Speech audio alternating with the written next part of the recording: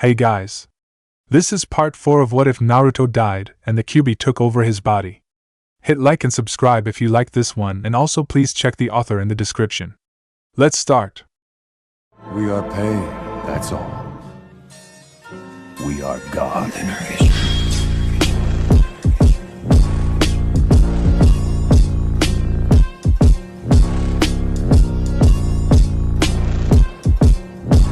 Chapter 16, Trust in Me.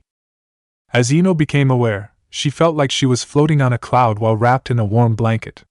The feeling of comfort and safety was incredible. It reminded her of her sleeping in her own bed, or relaxing in her mother's embrace. Her eyes fluttered open as she took in her surroundings.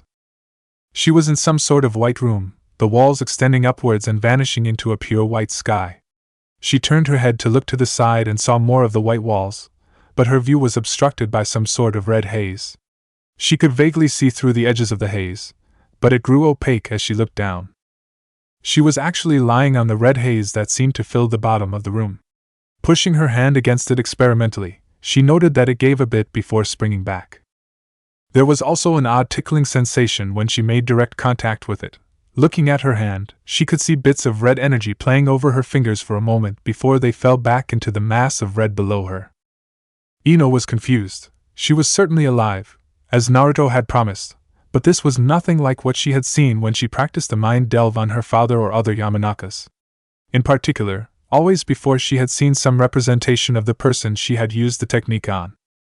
The Yamanakas could make the representation act as themselves, though she had been told other people would have no control over it once she was inside their mind.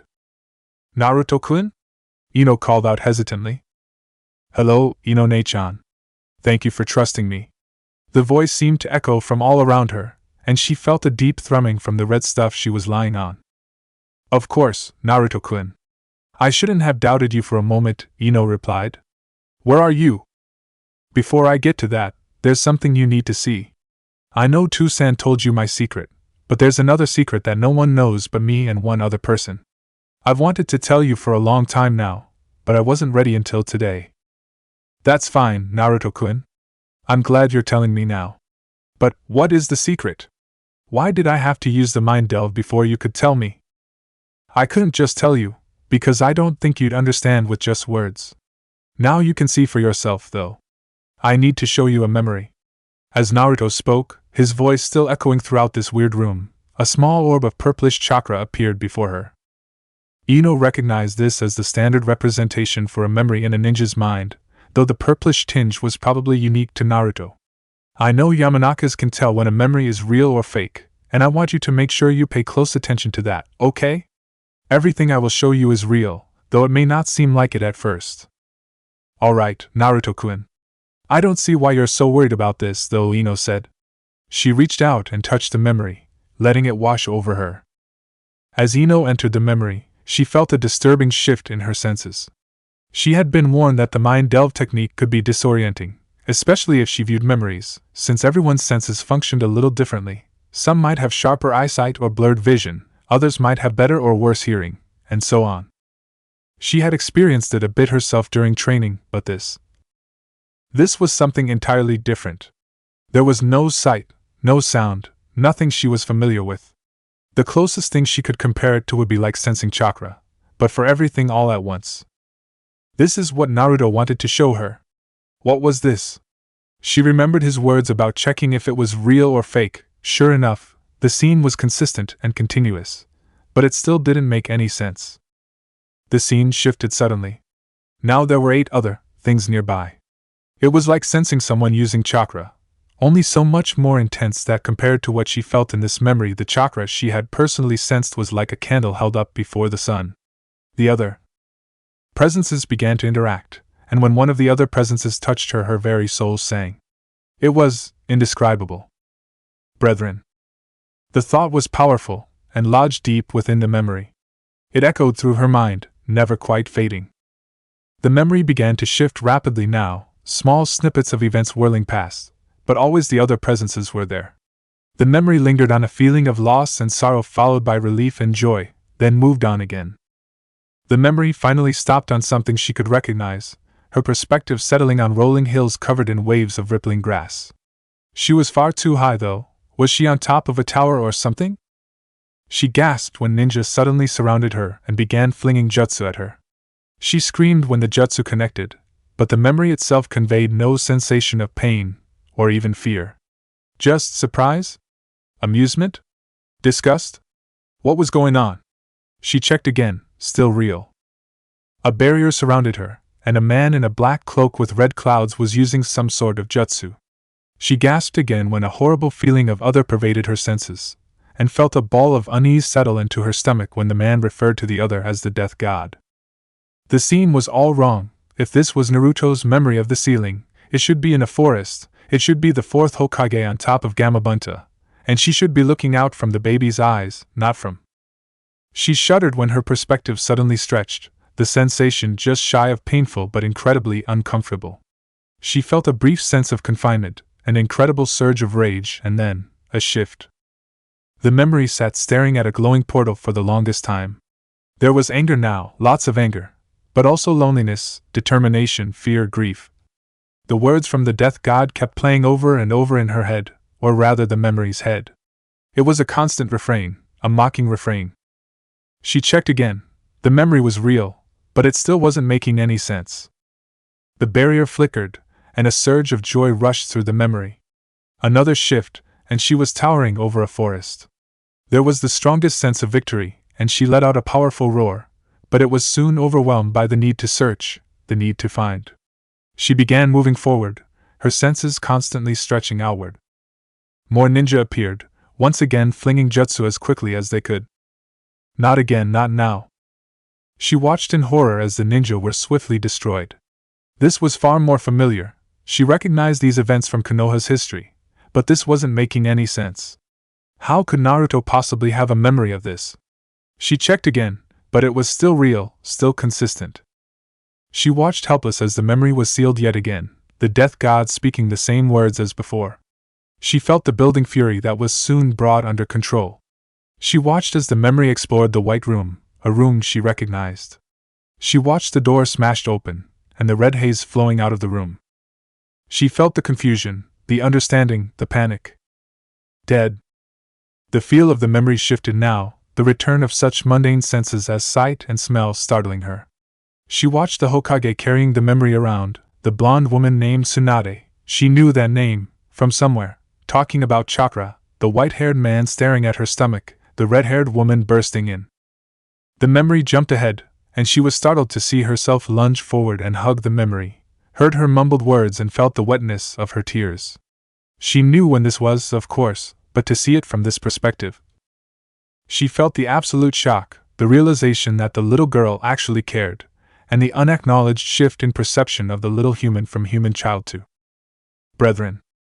She tumbled out of the memory, tears flowing down her face. She breathed in slowly and deeply several times. In. Out.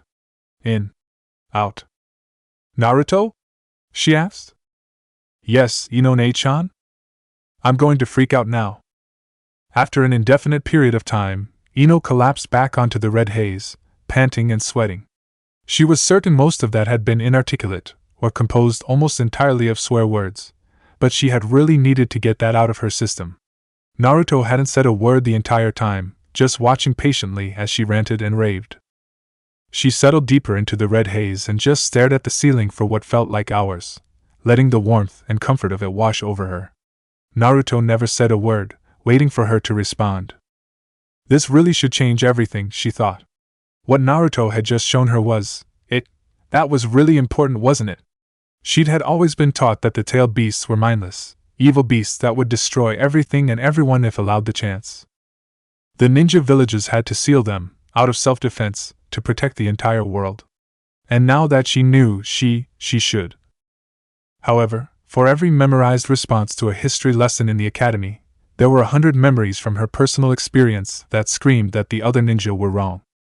She could remember Naruto smiling at her, hugging her, teasing her, making sure she was always included whenever their friends came around, helping her with homework, asking her for help with his own homework, playing with her, gently wrapping her scrapes and bruises in bandages, shoving her out of the way and taking what would surely have been a killing blow from that Kyuubi ninja in her place. Naruto? she asked again. Yes, Ne-chan? The voice responded, still echoing. What am I laying on? Me, he answered, the voice clearly coming from below her now. She turned her head to look, and found herself staring into two giant red eyes. The vertical black slits studied her intently, widening and narrowing slowly. She could feel the rise and fall of the haze below her, now. It wasn't really a haze anymore, though. What had been cloud-like now had the very definite feel of fur, soft and luxurious and warm, but definitely fur. The rise and fall coincided with the gentle puffs of air flowing across her skin coming from the large nose in front of her. She heard a swishing sound behind her, and turned to see 9 large tails swaying through the air. Deep breaths. In. Out. In. Out. She calmed much more quickly this time. Naruto? She asked yet again. Yes, Ne-chan? I've got some questions now. All right. Well, first, is that really what you sound like? I mean, you sound just like you do on the outside. I could talk like this if you prefer. Ino squeaked and shrank back into the fur. No, the other voice is good. Normal is good. Naruto chuckled a little, Ino bouncing softly as the body beneath her shook. Ino felt oddly reassured knowing that he was still capable of laughing at her. I trust that wasn't your only question? Naruto asked, his voice back to the comforting sound she was familiar with. What were those other things in the beginning? The ones that made my soul sing? She blushed as she realized what she had just said. Made your soul sing? Naruto said musingly. Yes, that is as good a way to put it as any, I suppose. Those were the other bijou, my brethren. Ino frowned. There was that word again. They're really important to you, aren't they? More important than anything. And you really think of me like that? I have come to, yes. Why? There isn't really any one reason, but more than anything, because you cared. Even my brethren never worried about me as I worried about them. I was the strongest, what could possibly harm me? But you? You were terrified that I had been hurt, terrified that I would turn you away. And you cared not because you felt that you owed me something, but because I was your brother. Ino nodded slowly. Naruto was right about one thing. If she hadn't experienced the memory for herself, she couldn't possibly have understood just how much that word meant to him. Even now she grappled with the all-encompassing enormity of it. The meaning was so broad, so thorough, so complete. Most people considered family to be bound by blood. With Naruto the concept was part of his very being. Where are the others now? The growl that issued from his throat was terrifying even knowing that it wasn't directed at her. Sealed, Naruto said furiously. Ino frowned, thinking about the memory she had seen. But the death god said you would be banished. Wouldn't they have gone back to the same place you did? If they were sealed in the same manner I was, yes. I have come to the conclusion that my seal was different somehow, perhaps because of the design, perhaps because of the death god himself. Whatever happened to the others has prevented them from escaping as I did. So, I must find them myself to free them. Ino nodded again. That much had come through clearly from the memory. Hey, what's your real name? You do have a name, right? Yes, I do. My name is Kushu, the burning sky. I like Naruto better.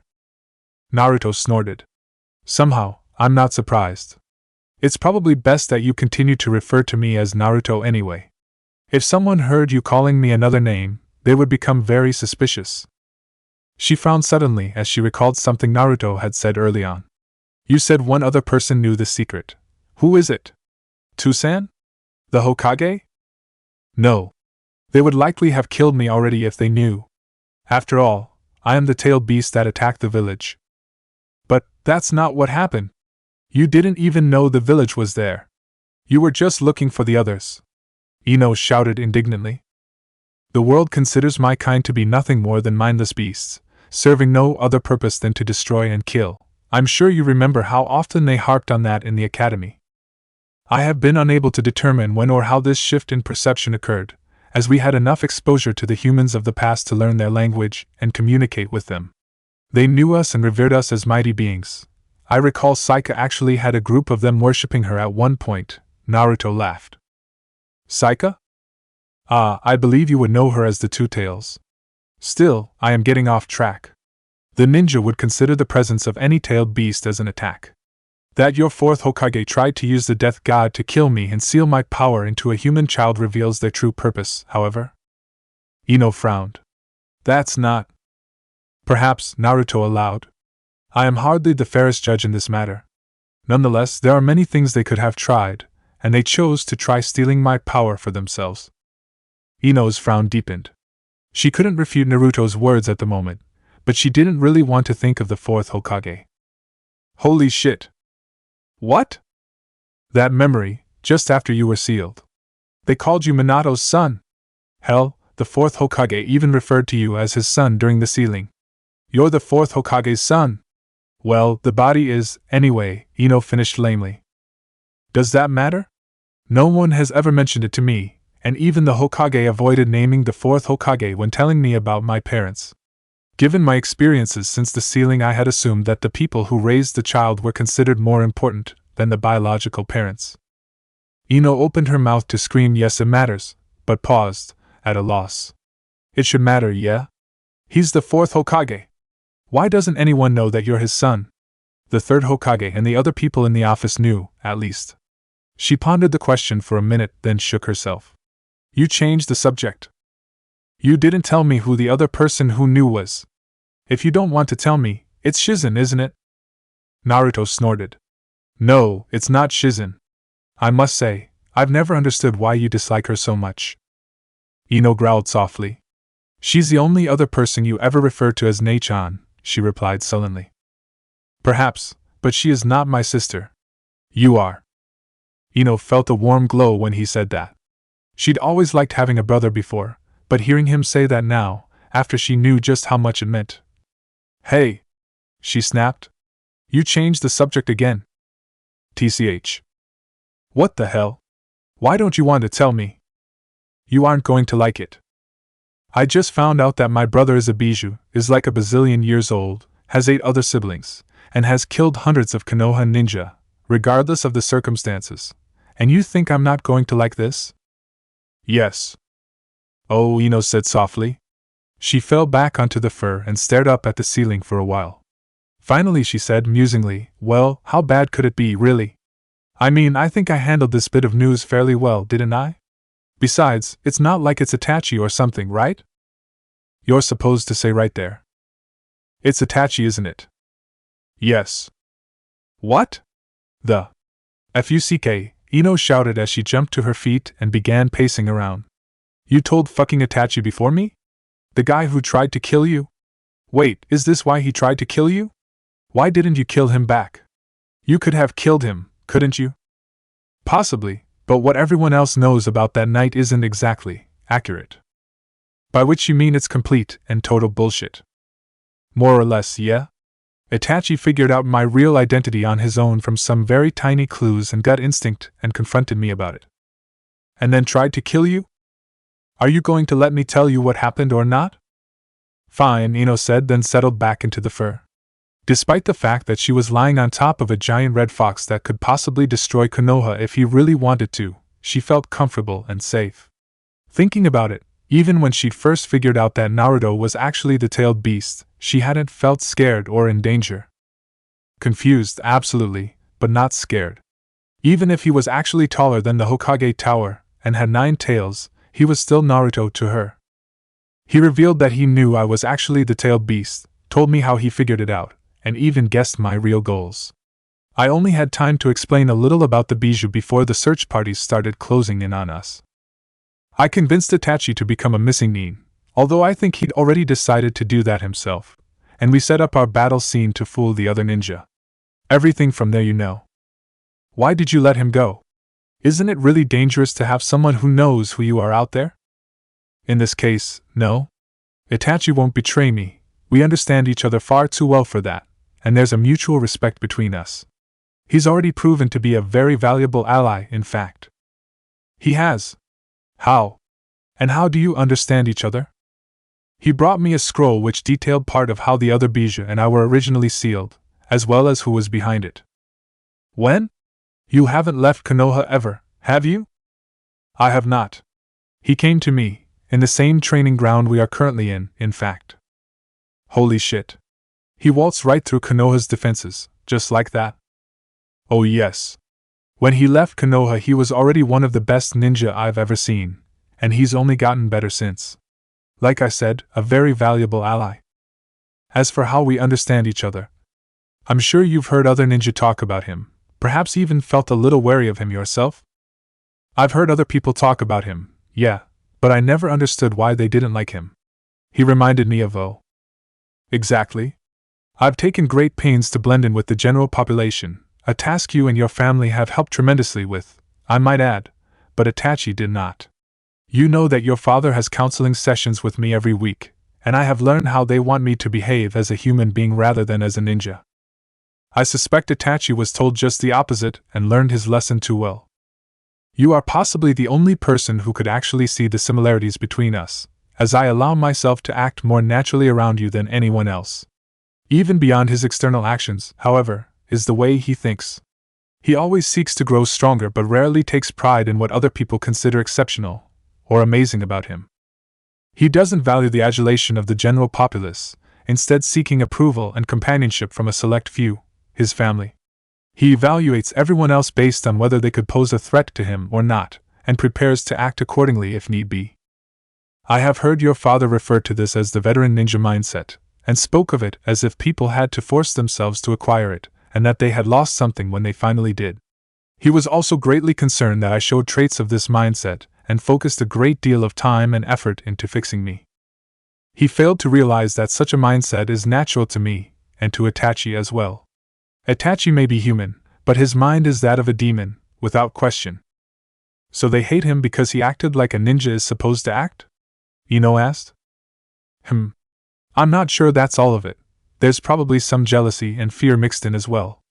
I've actually been able to learn from some of his mistakes. By emphasizing the more human traits of my personality and limiting the veteran ninja aspects, they believe that I am getting better, and thus dismiss their own doubts. Itachi never let his guard down around others, and so they continued to be wary of him.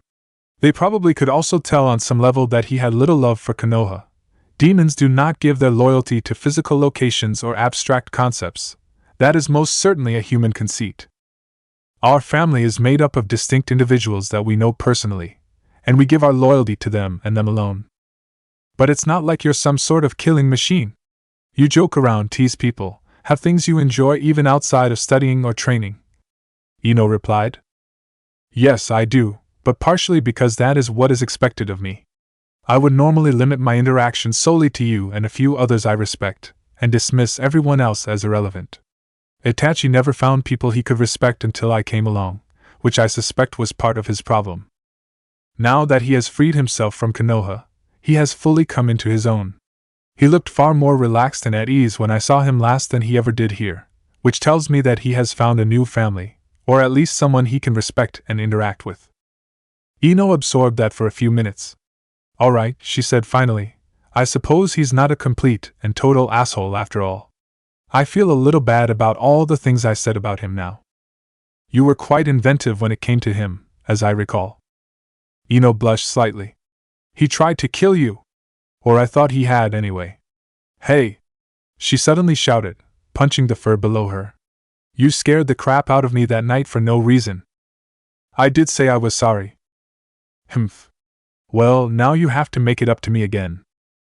Naruto chuckled, the vibrations traveling through the fur and jostling Ino slightly in her resting place. If you insist. Well, I do, so there, she said, relaxing again. Although, Naruto said, his voice teasing, you did call me a stupid-tailed beast. But that was, sorry, she finally said. But now you have to make it up to me, he replied. I hate when you do that, Ino muttered. Fine, even? Even, Naruto said, chuckling. Ino laughed a little herself as she settled back onto the fur again. She reflected on everything she had learned so far, and came up with another question. What are you going to do now? I mean, I can see why you've spent so much time studying and learning, but we're going to be Jonin in a few months, so... My purpose ever since I came back to the human realm has been to find my brethren and free them from their seals. I didn't intend to get sealed again, but it may have turned out to be a good thing. I can't say I regret it now. I've learned much about the human world, acquired skills I never would have thought of before, and now that I've begun studying seals, I may find a way to prevent this from ever happening again. And met me, Ino said, smirking. That goes without saying, Naruto replied. Well, you want to free your brethren, but what if you keep getting sent on missions to other places and can't find them? What if you get stuck in the village for some reason? What will you do then? My purpose is to find and free my brethren. But oh, I see, Ino said softly. If it came down to it, there was no choice for Naruto. He would leave the village in a heartbeat if it meant finding the other Bija. Where would that leave her? It didn't take her nearly as long as she thought it would to come to her own decision. I'll help you. Thanks, Ino-ne-chan, but what if? I said I'll help you. Period. I see. Thank you? No thanks needed. You're my little brother, so that means the others are too. Of course I would help. The flood of emotion that washed over her was breathtaking and beautiful. It wasn't quite like what she had experienced in the memory, but it was far closer than anything she'd ever felt before in her life. She just laid back and basked in it for several minutes, reveling in the feeling. After a few minutes, she got a sly smile on her face. Hey, Naruto? I've got another question. Yes, Ino-ne-chan? Do I make your soul sing? She teased. His answering groan sent her into peals of laughter. July 18th, 346 NE. -3:00 p.m. Hokage's office. Hokage-sama, you have received another 7 applications for the Jonin instructor group, Mitsuko, his secretary said. The Hokage sighed, rubbing the bridge of his nose. How many does that make now? Mitsuko referred to her notes. 114, Hokage-sama. I believe it's because of Naruto-kun and the others, Hokage-sama. The requests don't say it outright, but they all mention their familiarity with clan techniques as part of their qualifications. Of course, the Hokage said sullenly. The kids who least need an instructor are the ones drawing all the attention. All right, we need to trim these numbers down. Throw out all the ones who have previously turned down the chance to become an instructor at any point. When you've done that, let me know how many are left, and we'll go from there. Mitsuko spent nearly half an hour sorting, arranging, referencing, and shuffling while the Hokage filled out some of his other paperwork. Finally, she was prepared. 27 candidates remain, Hokage-sama. He frowned. That was more than he had expected, actually. He thought he would need to allow someone from the other group to take a team in order to have enough instructors. Who has been trying to get a team the longest out of that group? 30 seconds later Mitsuko had his answer. That would be Hataki-san, Hokage-sama.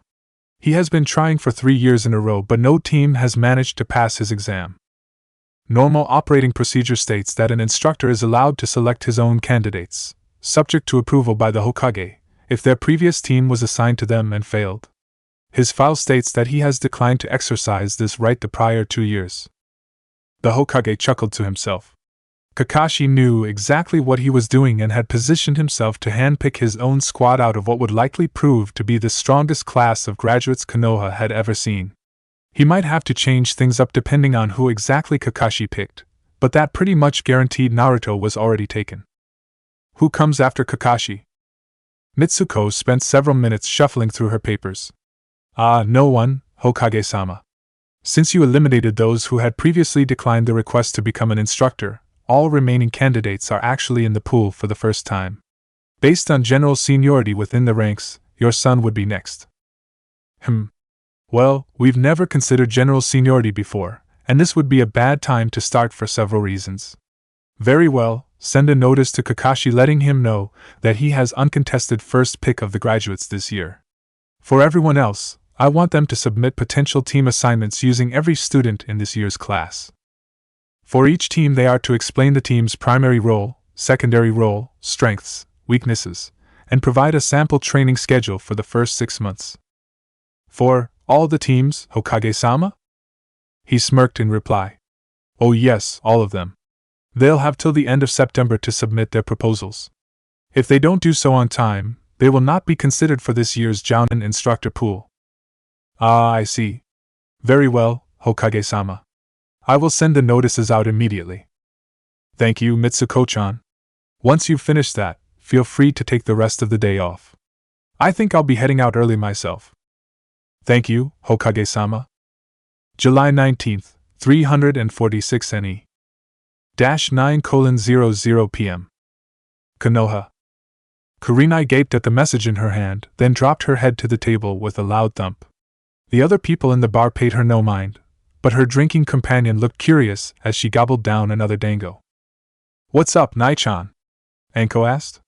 When she didn't receive an answer, she snatched the message out of Kurenai's hand and read it over. She whistled lowly once she finished reading it. Didn't know you'd signed up to be an instructor. Looks like a lot of work. This is the first year I am eligible.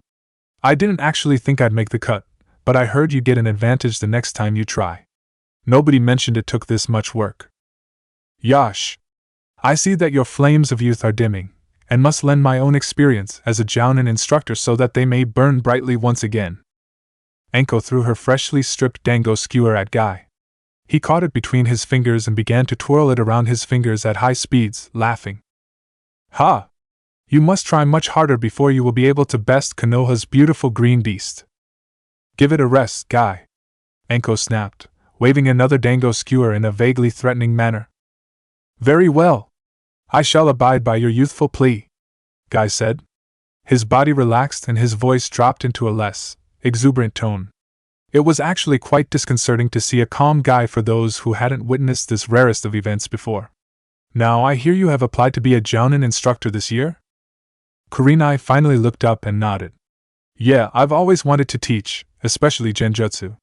Outside of the Kurama clan, a lot of ninja don't utilize genjutsu to its full potential, and rather than trying to convince ninja who have already developed their own styles, I thought I could train genin and work my way up from there. Guy nodded. A worthy goal. However, Anko-sen mentioned something about a lot of work? I know training 3 genin can be difficult, but you must not. He trailed off when Kurenai shook her head. No, it's all the work before you can even be considered. How nobody thought that was worth mentioning. Guy frowned. I don't understand. What work are you referring to? The write-ups on all the possible genin teams, Kurenai said, dropping her head to the table again. Guy shook his head, but finally spotted the note Anko was holding. After asking for it and reading it over, he nodded his head solemnly. I see. I guess this year there must be an abundance of potential instructors. This year? Kurenai asked. You mean? Correct, this was not a requirement last year. In fact, Kakashi, my eternal rival. Join us and lend your own experience as a Jonin instructor so that we may help our fellow Jonin.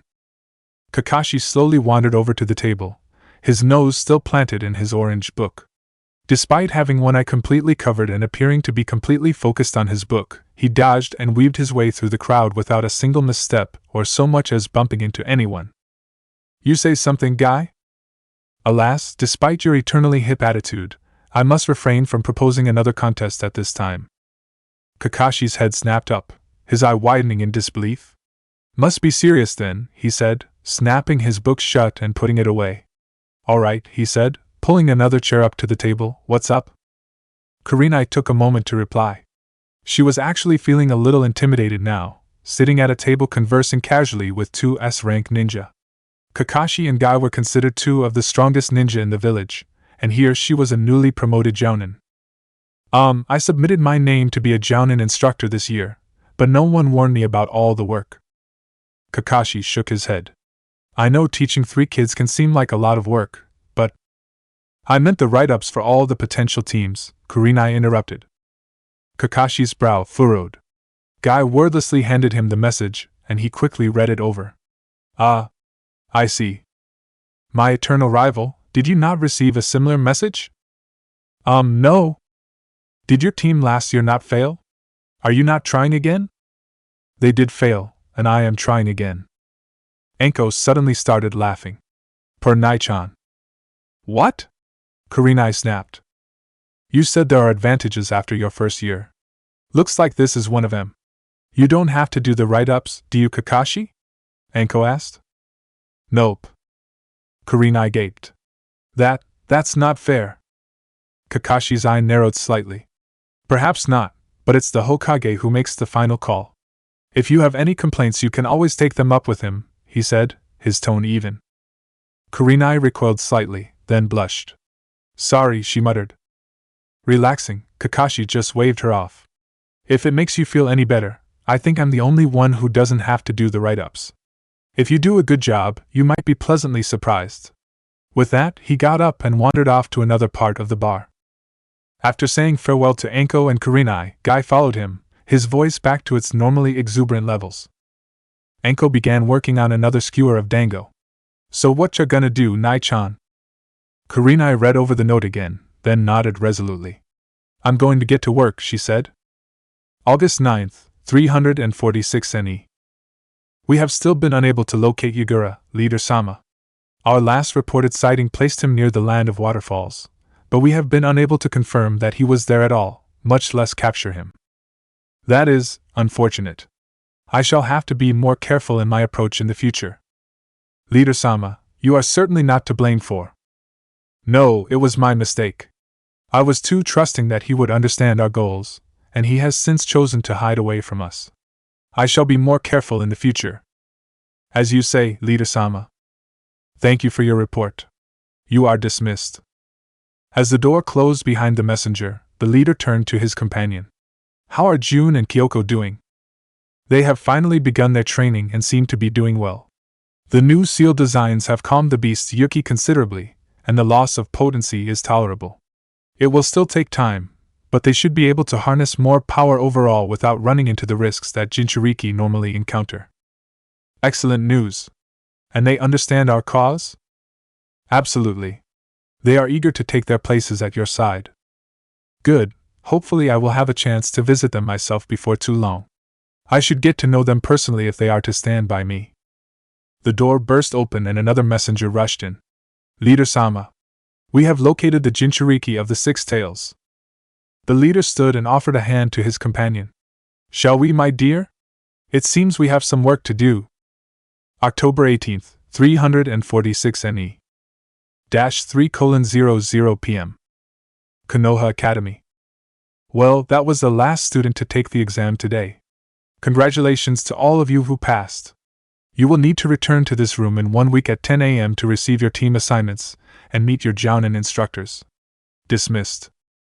The children flooded out of the room, chattering excitedly and showing off their headbands. The clan kids walked as a group at a more sedate pace, heading to the Nara compound. Their parents were already gathered there to prepare for a graduation party. How do you think they'll divide up the group? Kiba asked. His canine partner Akamaru yipped from his perch on top of Kiba's head. Troublesome. Any possible combination could work well within this group, so there's no way to say for sure, Shikamaru replied. You don't think they'll try to put us on a team with someone else? Chuji asked nervously. They might think we'd benefit the other teams if we were spread out, Sakura pointed out. They can try, Naruto said, smirking. As if we'd let them get away with splitting us up, Ino said confidently. It would not be logical to separate a group which has consistently demonstrated such a high level of dedication and teamwork, Shino said, adjusting his sunglasses. Hinata nodded, adding, We've prepared for this for years. We'll be fine. Like I'd accept being on a team with anyone else, Sasuke said. They all shared quick grins and determined nods before they resumed walking to the Nara compound. Chapter 17. A Place for Everyone. October 20th, 346 NE. -1:00 p.m. Hokage's office. You wanted to see me, Hokage-sama? Ah, Kakashi, how nice of you to join me, and only 37 minutes late. I'm impressed, I think that might be a record for you. Kakashi just laughed nervously, rubbing the back of his head. The Hokage cleared his throat sternly but decided to let the matter rest for the moment. The reason I called you here is to let you know about the team assignments for this year's graduating class. I reviewed your request, but unfortunately I can't fill it in its entirety. Kakashi stiffened and started to protest, but held his tongue when the Hokage raised his hand. Relax, Kakashi, you still got Naruto-kun. And Ino-chan as well. I know better than to try to split those two apart. No, I've decided that Sasuke will need to be placed with another team. Kakashi relaxed slightly, but still appeared tense. May I ask why, Hokage-sama? You may indeed. As you may have heard, I had the other Jonin instructor candidates create potential team assignments using every student in this year's class. Two instructors in particular submitted team designs using Sasuke that haven't been fully explored before and have quite a lot of potential. I believe that Sasuke will ultimately prove more successful in one of those teams than in your requested team. With all due respect, Hokage-sama, I find it hard to believe that any other instructor outside of an Uchiha would be better equipped to teach Sasuke than I. You do have a certain advantage in that regard, yes. However, I am not concerned about your instruction so much as Sasuke's role in your team. Hokage-sama. I understand your feelings on this matter, Kakashi, but I will not be changing my mind. Understood, Hokage-sama, Kakashi said stiffly. If I may ask, who will be my third genin? Sarutobi nodded sharply and relaxed, leaning back in his chair. That's the question, isn't it? The two instructors in question will be arriving shortly to discuss their ideas. That discussion will determine which genin you will be able to choose. Hokage-sama, Rest assured that your third genin will be one of the clan kids regardless, so I don't think you'll have anything to complain about. Typically the Rookie of the Year and Kunoichi of the Year are placed on a team with the student with the worst scores, but I'm not going to do that to you for several reasons. Kakashi sighed quietly. Understood, Hokage-sama. When will the other instructors arrive for this discussion? Oh, I'm sure they'll be along any time now. You arrived early, after all, the Hokage said, smirking. Kakashi just sighed again. This day was not turning out well. He perked up a bit though, remembering that he had successfully gotten his teacher's son as one of his genin.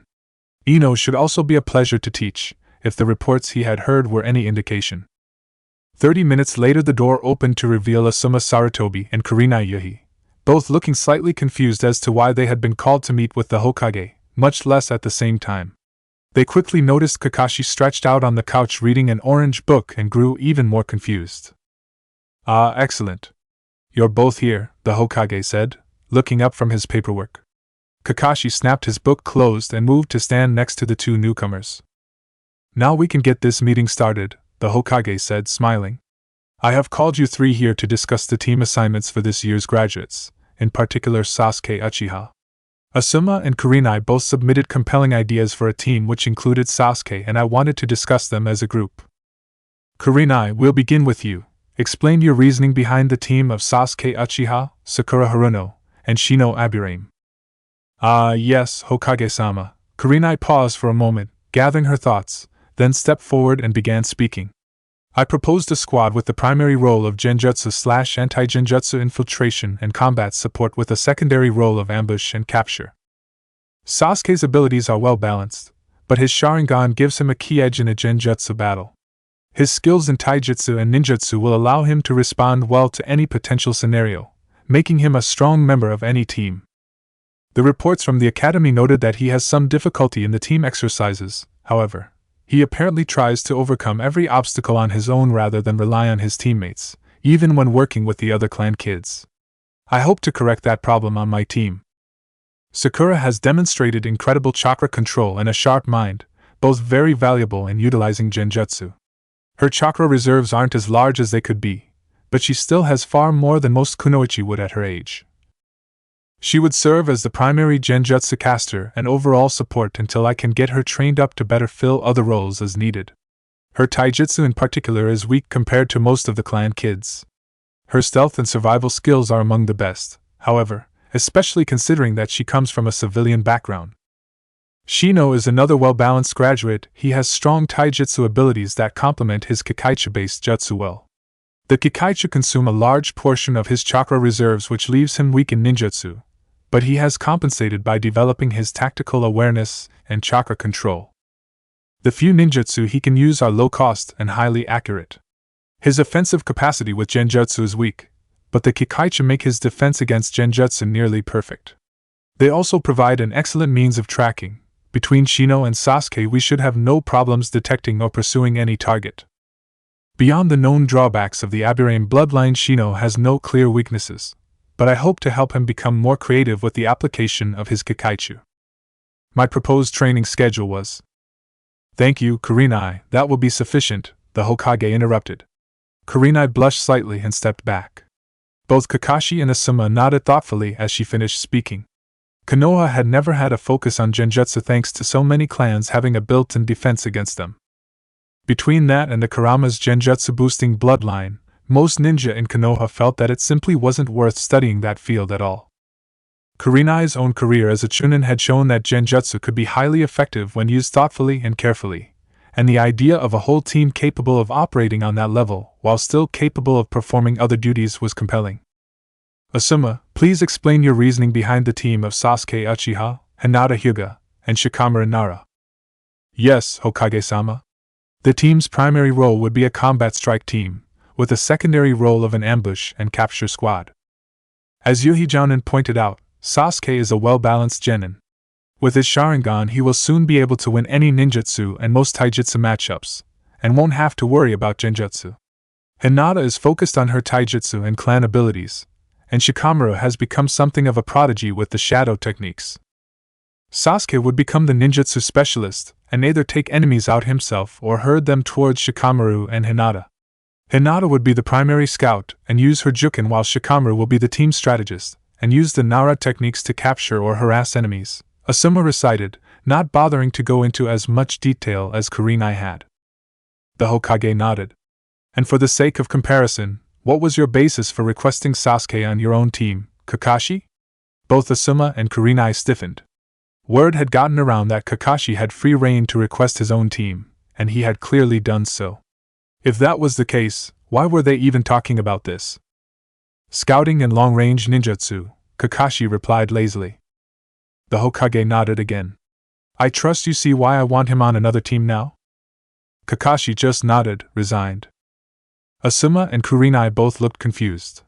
It was Asuma who finally spoke up. Hokage-sama, if he's not going to be on Kakashi's team, then who gets him? Well, obviously one of you two, but which one still remains to be decided. To that end I would like to ask a few questions to get a better understanding of your proposed teams.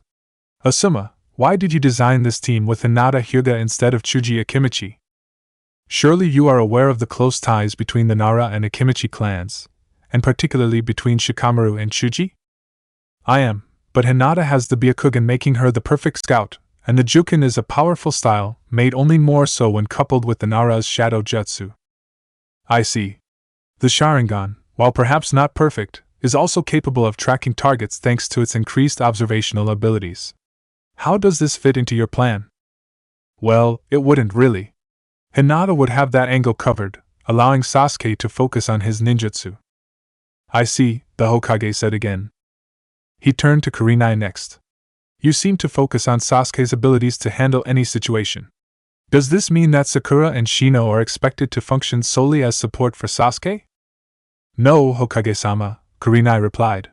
I would expect the entire team to be able to respond well to any situation, regardless of their individual specialties. I would further expect each to be able to support the other two as the situation called for it. I see, the Hokage said. Thank you both, that will be all. Asuma and Kurenai hesitated, clearly expecting to hear more about the team placements, but nodded and left. Kakashi remained behind, watching them leave out of the corner of his eye. When the door closed behind them, he turned back to the Hokage. She's quite impressive, isn't she? Oh yes, Konoha is fortunate that she decided to be an instructor. She's still new, of course, but I think she'll do an excellent job. What did you think of Asuma's proposal? Kakashi shifted uncomfortably. It was short-sighted and lazy? Yeah, especially after hearing Kurenai's answers. He focused on what they could already do, rather than on what they could become. Sarutobi sighed, shaking his head sadly. Most of the proposals were like that, actually. Very few looked beyond exploiting the bloodlines or proven abilities when designing their teams. I had hoped Asuma had given it a little more thought than that, but it appears he did not. His proposed team could have performed very well as a stealth and infiltration team or even a hunter-nin squad, but it appears he lacks the drive and foresight to even begin to train them in that manner. It may be necessary to start off by allowing most genin to specialize and focus their efforts on one particular area in order for them to be of any real use in the field, but with the clan kids that would be a mistake. Even as they are now, they could likely outperform most of the older genin teams and even a few chunin teams. They already have strengths, they need to shore up their weaknesses. Even you were focused on the abilities the Sharingan provides Sasuke, though I have faith that you would have trained him well regardless. Nonetheless, I think Sasuke will be a much better fit paired with Sakura and Shino than with Naruto and Ino. I take it Kurenai will get her team then? Yes. She has the right attitude and is prepared to push the kids in directions they aren't fully comfortable with while still utilizing their innate talents well. Give her a year, and her squad will be a force to be reckoned with. You don't think she'll place too much emphasis on their genjutsu training? That was her stated primary role for the team, after all. The thought had crossed my mind, but her training schedule was quite balanced, and her responses today further reassured me. Kakashi nodded in acceptance. Where does that leave my team? Among the 4 remaining, who would you want for your third genin? Kakashi thought for nearly a minute before he answered. Hinata, he said finally. The Hokage's eyes narrowed slightly. I trust you want her for more than the Byakugan? He prompted. Naruto has more chakra than I do at this point, Kakashi began, choosing to fully explain his reasoning, not to mention the tailed beast's power, but he has his little distance problem thanks to the seal. I've watched him try to use the violent water wave jutsu. It either fell apart once it got past roughly 10 feet or turned back on him. He admitted he tried a fire technique first, with painful results. Sarutobi nodded sagely. Yes, it's easy to overlook just how many techniques rely on chakra to sustain their power. I've helped Naruto out with this issue myself, with only limited success. Right. I've got a few techniques he could try, but as far as ranged attacks go, he's got a bullet, and that thing scares me when he really pumps chakra into it, or the boulder techniques. Useful, granted, but not exactly versatile. He's an absolute menace up close and can spam jutsu within that range all day long, not to mention his taijutsu. Guy and Lee won't shut up about how youthful he is. Guy actually came to me about that a few months ago, Sarutobi replied with a small shudder. I never want to see Guy beg for anything again. I don't want to know, Kakashi said flatly. Ino has the Yamanaka techniques and is apparently already quite skilled with them. A bit of work on her stealth and acting skills and she could be an excellent spy or infiltrator. However, she tends to reserve most of her chakra for her clan techniques, which leaves her lacking in the ninjutsu department. She's become a little too reliant on Naruto's offensive abilities rather than developing her own. If she does have a lightning affinity like most Yamanakas, I'll be able to help her a great deal there. Sasuke would have filled the ranged ninjutsu gap nicely in the beginning while adding some much-needed scouting abilities. Long-term, he would have probably balanced between ninjutsu and genjutsu. Why Hinata then? Her records don't indicate that she has a large ninjutsu repertoire either, Sarutobi prompted. Neither do Shikamaru, Kiba, or Chuji. From among the remaining genin, however, the Byakugan fills the need for a good scout nicely, and her clan techniques don't require a heavy chakra expenditure, unlike the other 3. I'm sure you are aware that Hisashi-sama trained himself to the point where he could keep his Byakugan activated for hours on end. Indeed, and an incredibly useful ability it is. Hinata's chakra control is nearly as good as Naruto's, as evidenced by her success in picking up medical ninjutsu, so I believe that she'll be able to do that as well, and sooner rather than later. I strongly suspect that she has a water affinity, which is well suited to controlling the battlefield. Once I can teach her some techniques, she'll be able to fill the ranged ninjutsu role in addition to her prowess with the Juken. That would also work well with Ino's lightning affinity or Naruto's absurd chakra capacity. He could create large amounts of water for her to use for her own techniques, and so on. In addition, I have a few ideas for combining jutsu with the Juken forms that I would like to try out. The Hyuga themselves seem to avoid experimentation, but they can't do anything if I'm her Jonin instructor. You do realize this would break the traditional gender balance on the teams, don't you? Does that serve any real purpose? We both know that once you reach Chunin, the gender balance never works out that cleanly anyway. True. Very well, Hinata will be your third genin. Kakashi nodded gratefully. I take it Asuma will get the remaining 3 clan kids? Sarutobi shuffled through the papers on his desk for a moment, then pulled out a file. After his poor showing earlier, I think that would be a mistake. If he truly wants to be a Jonin instructor, he can do so without relying on bloodlines. No, given that they are heavily balanced towards taijutsu at the moment, I think this person would be well suited to teach those 3, he said, handing the file to Kakashi. Kakashi's eye widened as he took the file. This is, he muttered. I didn't even know she was eligible. She's worked very hard since she rejoined the ninja force, and I think she's actually stronger now than when she originally went inactive. It's been quite impressive to watch, actually. At any rate, this is her first year requesting to be a Jonin instructor, and she's never turned down the chance before, so she made the first cut.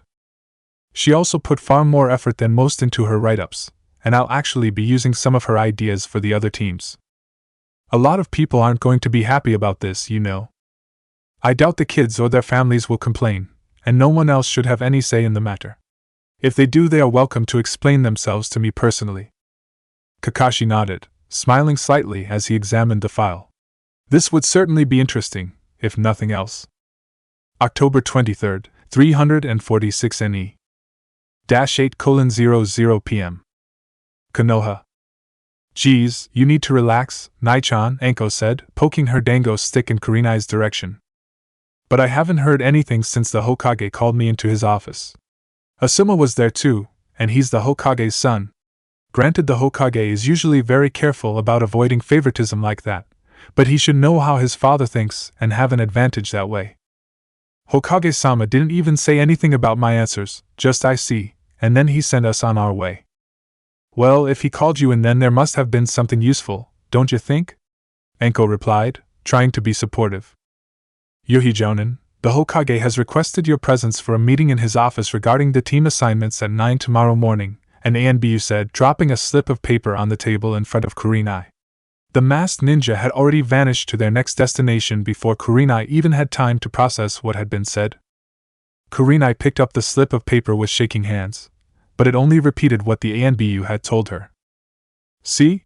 Everything's fine. If he wants to see you again, it's gotta be a good thing, right? Anko trailed off uncertainly. There was no way to tell for sure, really. The Hokage made a habit of delivering both good and bad news personally whenever possible. Casting about for a way to cheer up her friend who was swiftly working herself towards a nervous breakdown, Anko decided to offer the ultimate gesture of kindness and respect. Here, you can have the last stick of dango, Anko said, handing it to Kurenai. Kurenai looked at the stick in her hand, then looked at Anko's face. Her expression was so serious and concerned, but her eyes kept moving towards the dango in Kurenai's hand with a hungry glint. Kurenai couldn't help it, she burst out laughing. October 24th, 346 NE. -9:00 a.m. Hokage's office. 11 Jonin were gathered outside the Hokage's office, eyeing each other speculatively. Everyone was wondering which genin they had gotten on their team. Kakashi was standing to one side of the room, reading his book and giggling quietly to himself, steadfastly ignoring the occasional dirty look he received from the others in the room. The Hokage finally summoned them inside and began the meeting. First off, I would like to thank you all for agreeing to become Jonin instructors. This position is a vital but often underappreciated role that ensures the continued prosperity of Konoha. We actually had over 100 applications this year, and those of you gathered here today have shown yourselves to be the most dedicated and thoughtful from among the applicants. I have reviewed your submissions regarding the potential teams, and while obviously not every idea can be implemented, there were several fresh ideas that your Jonin commander and I have decided to incorporate. Now, as Kakashi has the most seniority among this year's applicants, we shall start with his team: Yamanaka, Naruto, Yamanaka, Ino, Hyuga, Hinata. Their designation will be Team 7. There was a stir of surprise in the room. While technically not an official rule, it was incredibly rare for a genin team to have 2 females, even more so for one fresh out of the academy. That Kakashi had chosen to snag both the Rookie of the Year and the Kunoichi of the Year was no surprise, though. Most of them would have done the same, given the chance. There had been a great deal of speculation regarding who his third genin would be, though the betting pool had been surprisingly even on that front. Now moving on, Satoshi Yamashita will have Team 1, consisting of, the Hokage continued. Team 5, Ogawa, Kensuke, Mori, Mamoru, Fukuda, Nariko. Jonin instructor is Sarutobi Asuma. Wa Hokage-sama? Asuma asked, startled. Yes, Sarutobi Jonin? The Hokage replied, his voice slightly stern and one eyebrow raised. Asuma quickly stifled his objection, recognizing his father's tone, and knowing no good would come from pushing the issue. Nothing, Hokage-sama. The Hokage nodded sharply and continued. Kurenai's heart started beating faster when he began reading off the names for Team 8. Team 8, Haruno, Sakura, Aburame, Shino, Uchiha, Sasuke. Jonin instructor is Yuhi, Kurenai. Yes. Kurenai shouted happily, then immediately slapped a hand over her mouth, blushing. The Hokage just chuckled. I hope you maintain that level of enthusiasm once you begin teaching your students, Yuhi Jonin. I am expecting great things from you. Yes, Hokage-sama. Thank you, Hokage-sama. I won't let you down, Hokage-sama, Kurenai babbled. The Hokage just chuckled again and resumed reading. Eventually he ended after reading off the name for Team 12. Every Jonin in the room had been assigned a team, but it was Asuma who asked what most of the people in the room were thinking. Hokage-sama, what happened to Team 9? There are also 3 students who graduated who haven't been mentioned yet, the Nara, Akimichi, and Inuzuka kids, he pointed out. Indeed, however their Jonin instructor has been out on a mission the last few days and isn't expected back until tonight. As you no doubt surmise, those 3 are on Team 9, but I will refrain from announcing anything until I can inform their instructor personally. If there are no other questions, that concludes the meeting. The other Jonin slowly drifted out of the room, chatting about their teams. Asuma had a rather displeased look on his face, a stark contrast to Kurenai's exuberant expression. October 25th, 346 NE.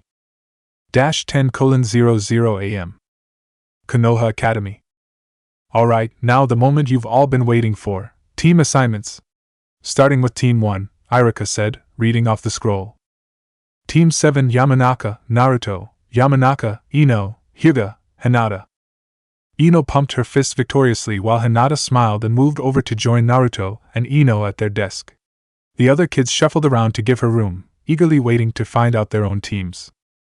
Naruto smiled and turned to Hinata. Glad to have you on the team, Hinata-chan, he said, smiling. Hinata returned his smile, blushing slightly. Team 8, Haruno, Sakura, Aburame, Shino, Uchiha, Sasuke. The kids shuffled around again, exchanging grins. Team 9 will be Nara, Shikamaru, Akimichi, Chuji, Inuzuka, Kiba. Hey! And Akamaru, of course. Kiba's canine partner yipped in response, drawing chuckles from the other people in the room. More smiles all around. As they had expected, their group had been kept together as much as possible. Shikamaru and Chuji exchanged a quick thumbs up. After Irika finished listing the teams, he said, once again, congratulations to all of you. I look forward to hearing more about your successful careers as Konoha ninja. Your instructors will be along shortly to collect you. Irika had barely cleared the door before several ninja in Jonin vests entered, calling out team numbers. Only one caught the group's attention, however. Team 8, you're with me, a female voice called out. The group turned to look and saw a woman with long black hair, fair skin, and red eyes standing near the door, smiling nervously. She didn't have a Jonin vest, instead wearing a dress covered with what looked like crisscrossing ribbons that stopped just shy of her knees. Her eyes with their solid red pupils were particularly striking. Whoa, Kiba breathed, your teacher is hot. Ino and Hinata both reached back and punched him in the arm.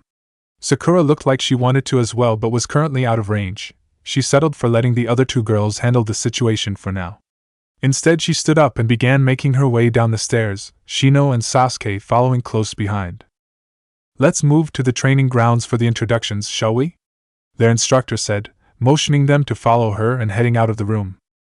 Lucky, Kiba grumbled. It'd be awesome if our teacher was that hot, he added, earning himself another set of punches. He winced this time, rubbing his arms. Hey, you don't have to do it that hard. Then stop being an idiot, Ino snapped. Hinata nodded along, glaring slightly. Naruto's the one who got 2 girls on his team and he certainly isn't complaining. We've got 3 guys, we at least need a female teacher. Shikamaru and Chuji remained silent, even if inwardly they agreed, on both counts. Naruto just turned to stare at Kiba, looking as if he was about to say something. He stopped, his eyes drifting to the side for a moment, before he suddenly grinned. Shikamaru groaned, recognizing that grin. Someone was about to be thoroughly embarrassed, and he had a feeling Kiba was Naruto's target today. Now Kiba, Naruto said loudly, much louder than was strictly necessary, I know you find older women attractive and all, but there's no reason to believe that your Jonin instructor, if female, will simply fall for your manly charms just like that. Your instructor is almost certainly going to be an experienced and powerful kunoichi who could break you in half with her pinky. I doubt you'd have anything to offer." "Hey!" Kiba shouted indignantly. "I do too have plenty to offer.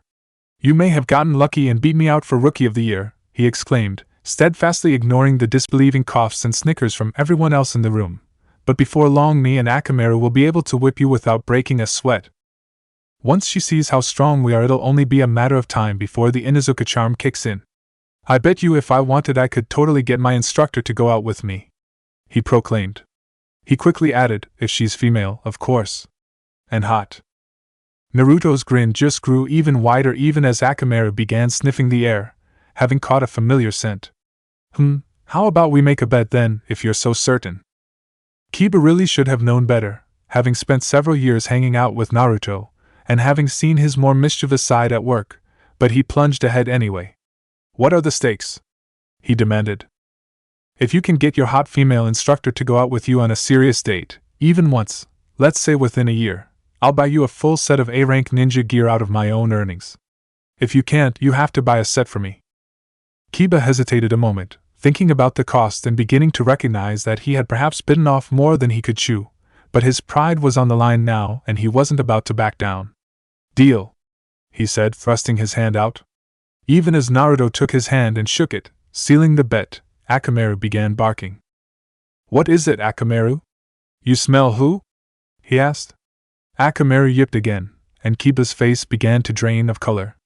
He turned to look woodenly at the door even as a Jonin stepped through it, a smirk on her face. She wore a standard Jonin uniform and her long black hair was tied back into a ponytail. Despite being nearly 40 years old, her skin was still smooth and fair and the Jonin uniform only emphasized her thin, graceful form. "Team 9, Mikoto Uchiha announced dryly, you're with me." Kiba turned his head slowly back to Naruto, even as Ino and Hinata dissolved into laughter. Shikamaru and Chuji felt some sympathy for Naruto's latest victim, but were having trouble holding in their own laughter.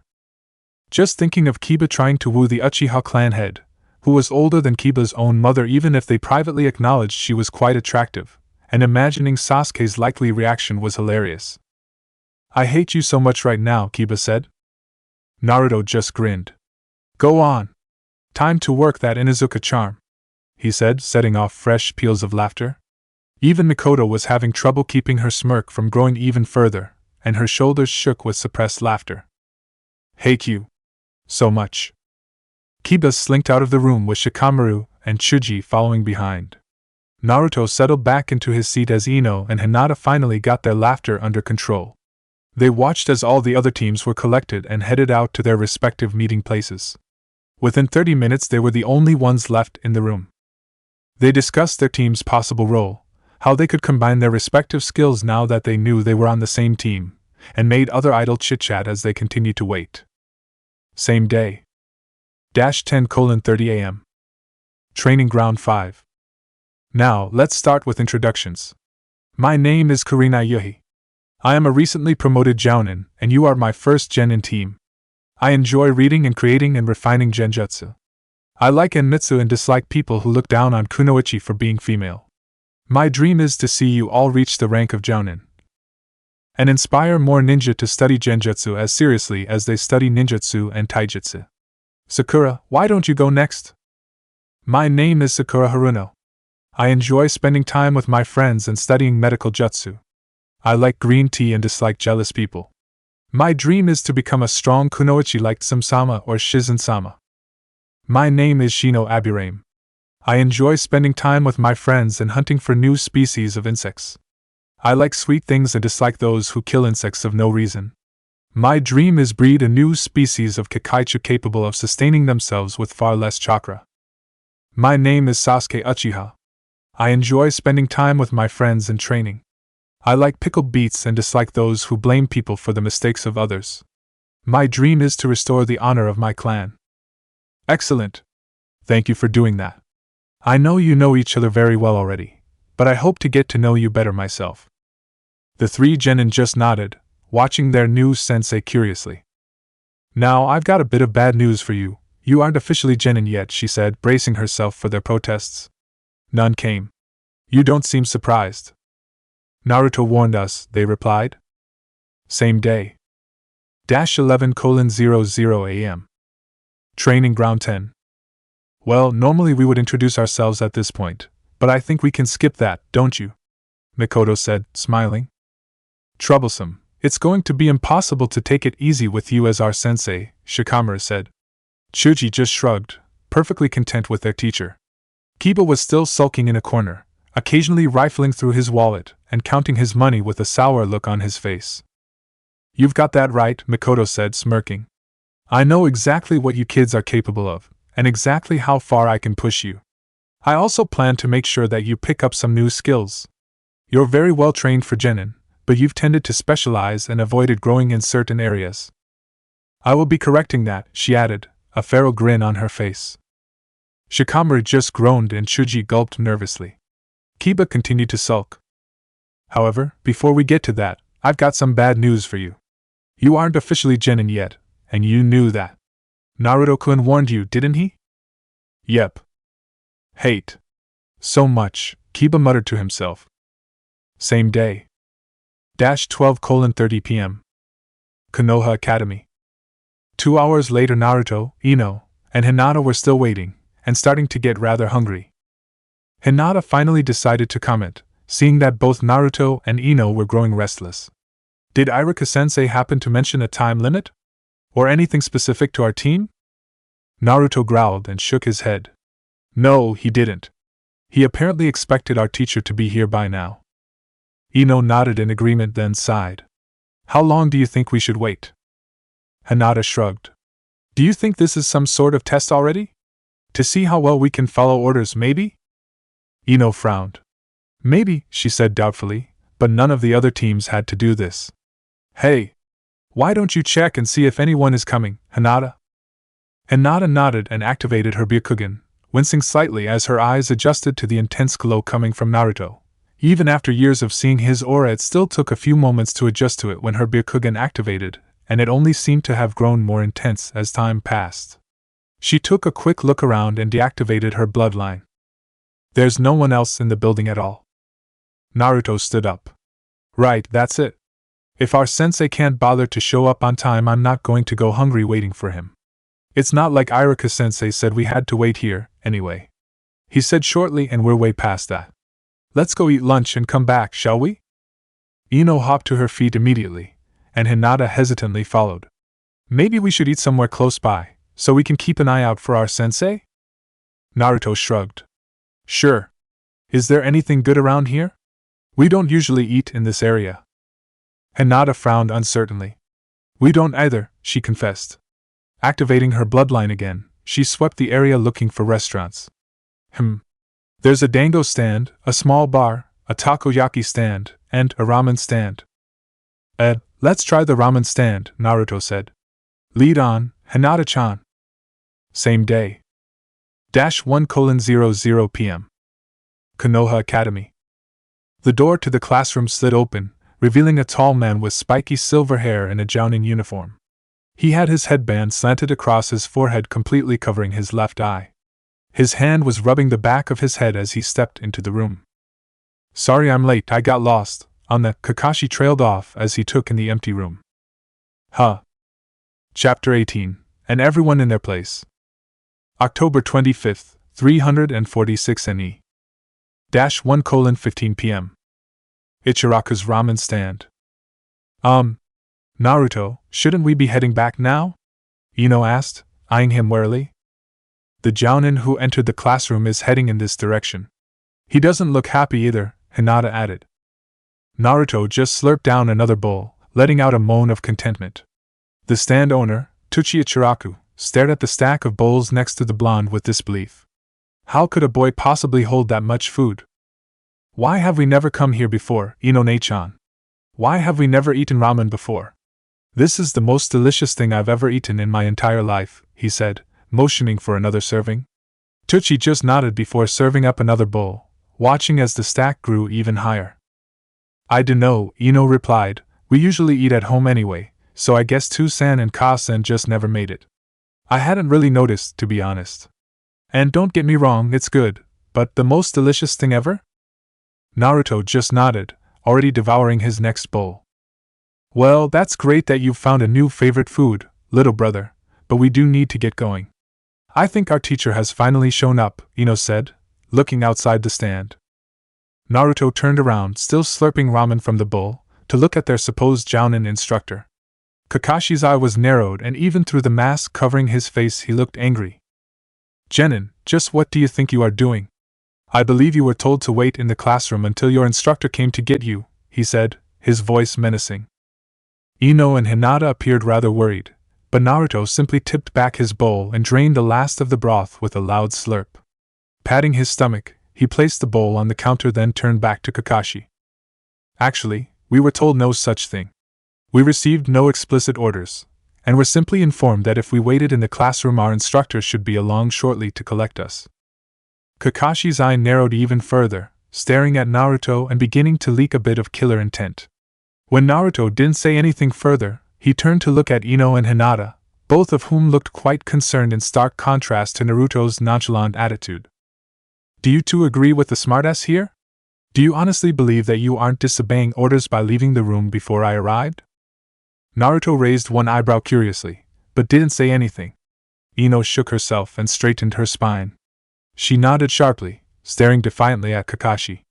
Kakashi turned all of his focus onto Hinata, who shrank into herself a bit. What about you, Hyuga Jonin? What would your family say if they knew you were disobeying orders before you even met your instructor? Kakashi pressed, raising his killing intent even further. Hinata shrank back even more, but seemed to find a well of courage from somewhere, and raised her head to face Kakashi firmly. Naruto-kun is correct. We have disobeyed no orders. Kakashi shook his head slowly. If you simply admit you are in the wrong, I will make sure you escape the punishment waiting for the other two. There's no hope for Naruto, and I'm sure he'll drag Ino down with him, but you don't have to suffer as well. Her gaze never wavered. If there is a punishment, I will face it with them, she said firmly. Their Jonin instructor just sighed, shaking his head sadly. This must be some kind of record, he mused. You just met your Jonin instructor and you've already passed. He finished, the aura of doom he had been projecting vanishing as if it had never been there. Hinata blinked slowly before gaping in disbelief. The sudden loss of tension left her disoriented, but Ino filled the silence nicely. What the hell was that? She yelled. What do you mean we passed? Kakashi smiled and plopped down onto a stool next to them. The Academy graduation test simply determines whether you have the necessary skills and knowledge to potentially become a ninja. It's up to the individual instructor to determine if you have both the personal and professional mettle to perform the dangerous tasks that may be required of a ninja. The exact form of the test is up to the instructor, but both your teamwork and performance under pressure must be tested. Then, Hinata said, beginning to recover from her shock. Yep, I decided to make that your test. You guys decided to leave the room as a team, and Naruto correctly pointed out that you had no explicit orders to remain there. However, that doesn't mean I couldn't be genuinely angry with you for leaving before I got there. I pressured you to see how you would react to having your own judgment challenged, as well as if you would continue to support your team despite the threat of punishment, or the promise of personal gain. You all passed easily, Kakashi said happily. Naruto nodded slowly. So Hinata was right and we actually were being tested when you didn't arrive for 2.5 hours, he mused. Kakashi started to shake his head, but changed his mind. Exactly, he said, not entirely convincingly. All three Jonin narrowed their eyes at him, but he resumed speaking before they could respond. Now that you've all been fed and have passed the second exam, we can move straight on to the skills evaluation. And just so we're clear, this is in order. We'll start with speed. You have 10 minutes to reach training ground 7, starting now, he said, and disappeared in a shunshin. The three Jonin blinked before pulling out money and slapping it on the counter. Thanks for the food, they shouted, and took off running. Tucci just shook his head slowly, gathering up the money. Ninja are crazy, he muttered to himself. Hey Dad, I'm back. I am called out as she entered the stand. Holy crap, how many customers did you have? She asked, eyeing the stack of bowls and the large amount of cash in his hand. 3, he said distractedly, counting the money. No, really. How many? 20? 30? I know you must have been busy, but that's no reason to leave all the washing for me, she complained, donning her apron. Same day. 6:00 p.m. Yamanaka residence.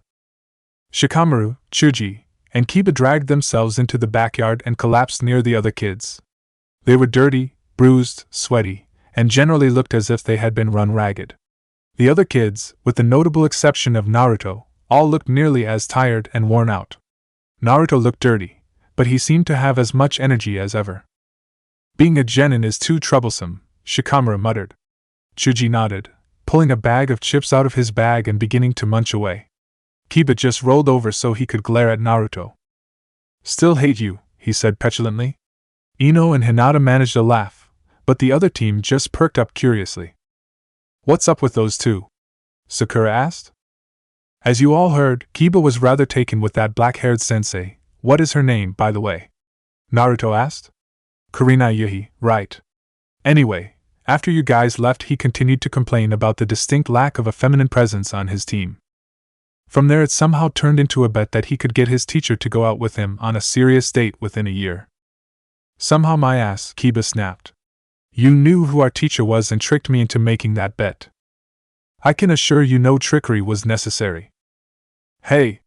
Kiba yelled, insulted. He smirked though, looking smug. It doesn't matter anyway, the bet is invalid.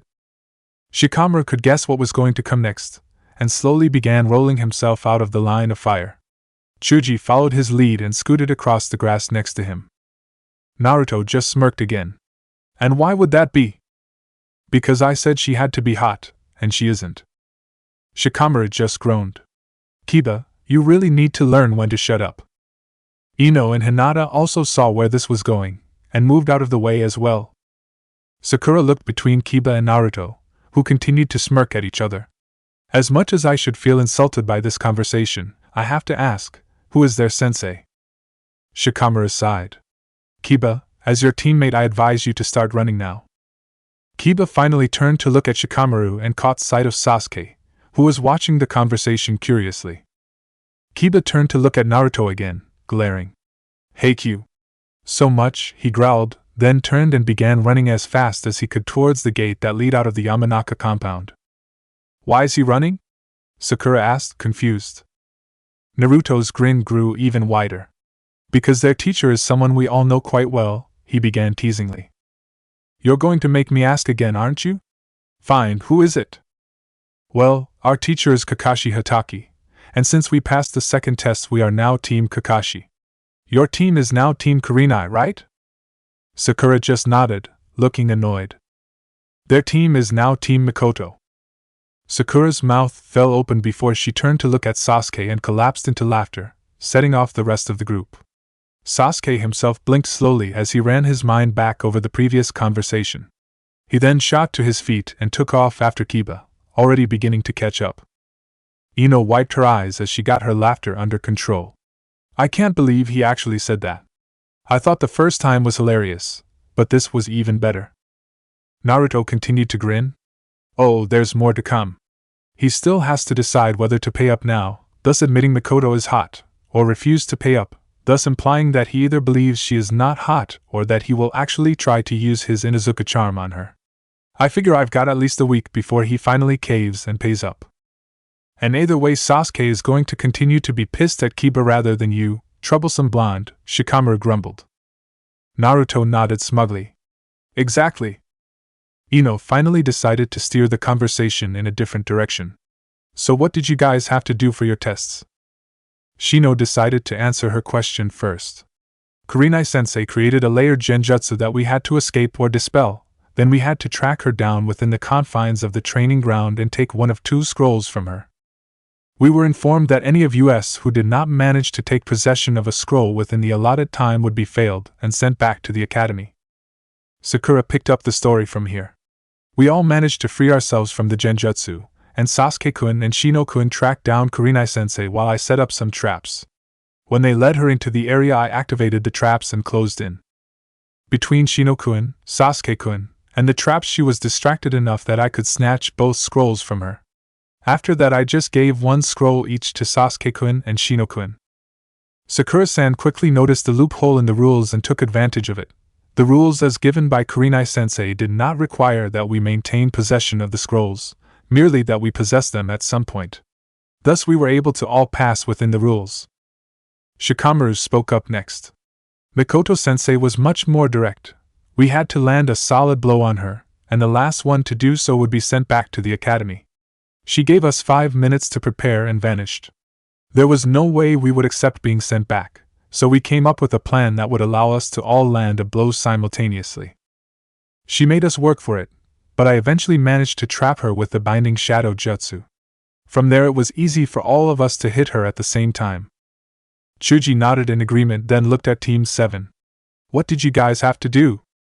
Naruto just smirked and began, well. October 26, 346 NE. -9:00 AM. Hokage's office. Team 1 passed. Team 2 passed. Team 3 failed. Team 4 passed. Team 5 passed. Team 6 failed. Team 8 passed. Team 9 passed, Mikoto announced, her face carefully neutral. There was suspicious coughing and shuffling from a few ninja in the room, but no one spoke up. The Hokage had made his personal support of Mikoto very clear over the years, and the other ninja families had pointedly gone out of their way to include Mikoto and Sasuke whenever they planned events. The Uchiha in general were quite unpopular, especially after Itachi's defection, but even the most diehard of Uchiha haters knew better than to say anything about Mikoto or Sasuke, especially in front of the Hokage. Team 10 passed. Team 11 passed. Team 12 passed. Which just leaves Kakashi's team, the Hokage said as he finished recording the results. Team 7 passed, Kakashi said as he entered the room. Sorry for being late, Hokage-sama, but an old lady threw out her back and I had to take her to the hospital, then I had to feed her cat which was starving. The Hokage just stared at Kakashi for a long moment before shaking his head and looking down at the paper to record the result for Team 7. This also hid his mouth which quirked into a smile. Kakashi's excuses, while normally complete bullshit, could be quite amusing. Kakashi also kept things interesting by occasionally slipping in a real event amidst his other, completely made-up, excuses. As long as Kakashi didn't keep him waiting long, he was more than willing to enjoy his antics. 10 out of 12 teams passed this year. With Naruto and his group pretty much guaranteed to pass, I had hoped for a perfect record this year. About that, Hokage-sama, Kurenai said hesitantly. My genin had actually been warned that there was a second test ahead of time, even if they didn't know the particulars. The other ninja in the room added their own reports, revealing that all of the teams had known ahead of time. Sarutobi frowned, thinking. Did they say where they got their knowledge? Naruto told them, Hokage-sama. Of course he did, the Hokage groaned. Given how intelligent and resourceful Naruto was, there was no telling how he had found out. If he knew enough not to warn the other teams that the test involved teamwork, however, the results of the second exam were likely still valid. Do any of you believe your genin passed solely on the basis of their prior knowledge? The Hokage asked. The ninja in the room answered in the negative or simply shook their heads.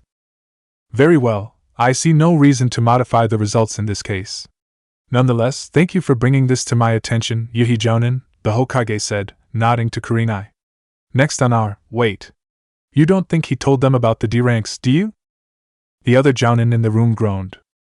Kakashi chose to intercept that question. I don't believe so, Hokage-sama. His own teammates don't seem to be aware of what exactly a D rank entails, given their level of enthusiasm when I told them they would get their first mission today. Naruto himself seemed to be enjoying their enthusiasm a little too much, so I do believe he knows and has kept the knowledge to himself, Kakashi said, smirking. Excellent. Then let us discuss the schedule for assigning the first missions today. The photographer has been booked already, and we simply need to space out the teams accordingly. As usual, we will go by team number, so the former Team 1 will get their mission at 1, Team 2 at 1:15. Same day. -2:30 p.m. Mission assignment room. This is going to be awesome, Ino said, marching into the room. The mission assignment rooms serve as the nerve center for the Genin and Chunin ranks of Konoha. All missions D through B rank were assigned here, and teams would report back to this room after their mission to submit reports and collect their pay stubs. The room itself was filled with several long tables stacked with scrolls of various colors.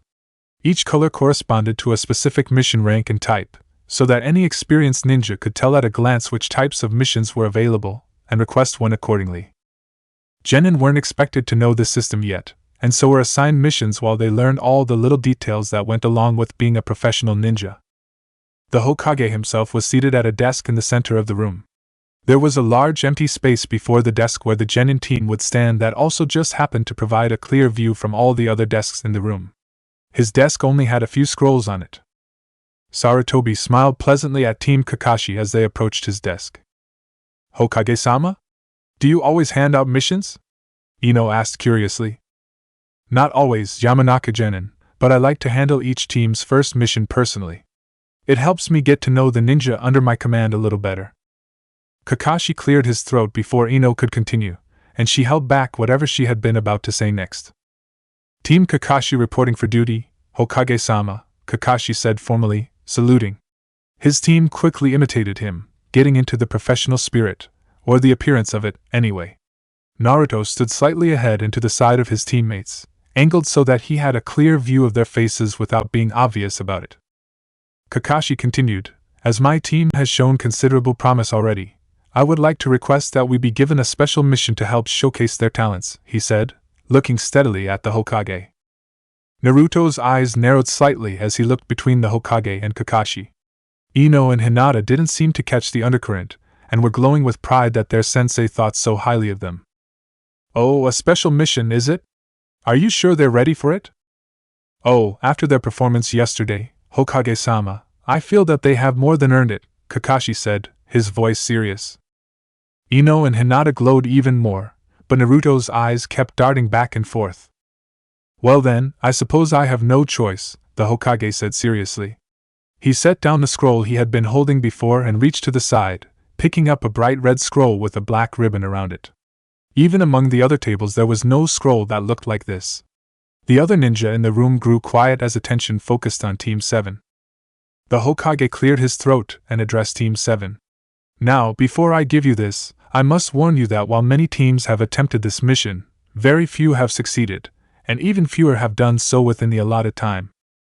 Rarely is a team entrusted with this mission as their first, but because your instructor feels you are ready, I will allow you to try. Do you agree to take this mission?" Hinata looked like she was about to hyperventilate, and Ino had fires burning in her eyes.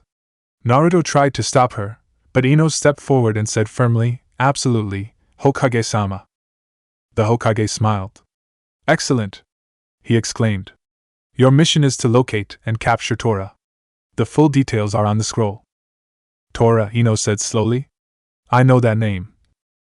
"I imagine you would," the Hokage said, smirking. "Madame Shijimi's cat is quite famous in Konoha, after all." Naruto groaned and dropped his face into his hands. Hinata had stopped breathing altogether, and her eyes were slowly widening in disbelief. Ino had the most intense reaction, however. Her face kept cycling between pale white and a flushed red as she took in the grin on the Hokage's face and the laughter coming from the other ninja gathering in the room. The flash of a camera finally set her off, however. "What? The Fu. Same day. 4:15 p.m. Training Ground 7. So, what have we learned today, Kakashi asked, his eye focused on his orange book as he leaned against a tree. "Never accept a mission before you know the details," Ino mumbled unhappily. Her arms were bandaged and her shirt had several rips in it that had not been there this morning. "Cats can be surprisingly vicious," added Naruto. His clothes looked like they had been mauled by some wild animal, and he had blood stains covering his form, though he did not seem to have any wounds. Hinata looked up from her jacket as she used a needle and thread to mend some of the rips.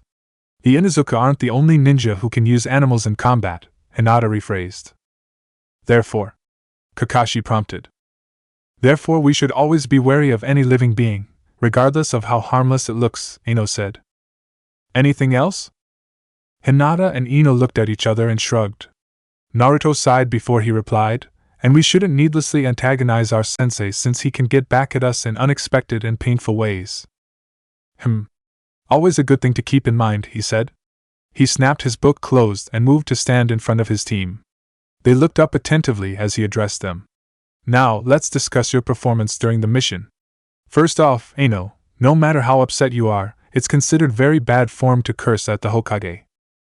Many other genin make the same mistake when receiving their first mission, but I would advise against repeating it in the future. Ino blushed and nodded. Hinata, excellent work in tracking down Tora, but you were far too hesitant to engage in the battle once you had him cornered. I understand that you have a fondness for cats, but you need to be able to put aside sentimental matters in the heat of battle. 1 second of hesitation can mean the difference between life and death, and enemies can and will exploit such moments ruthlessly. Hinata nodded quietly. Naruto, I know you can heal quickly, but you are still far too quick to engage an enemy without first assessing their capabilities, and you are still too willing to take injuries during combat. I know other people have attempted to correct this flaw in the past without success, but I will be much harsher.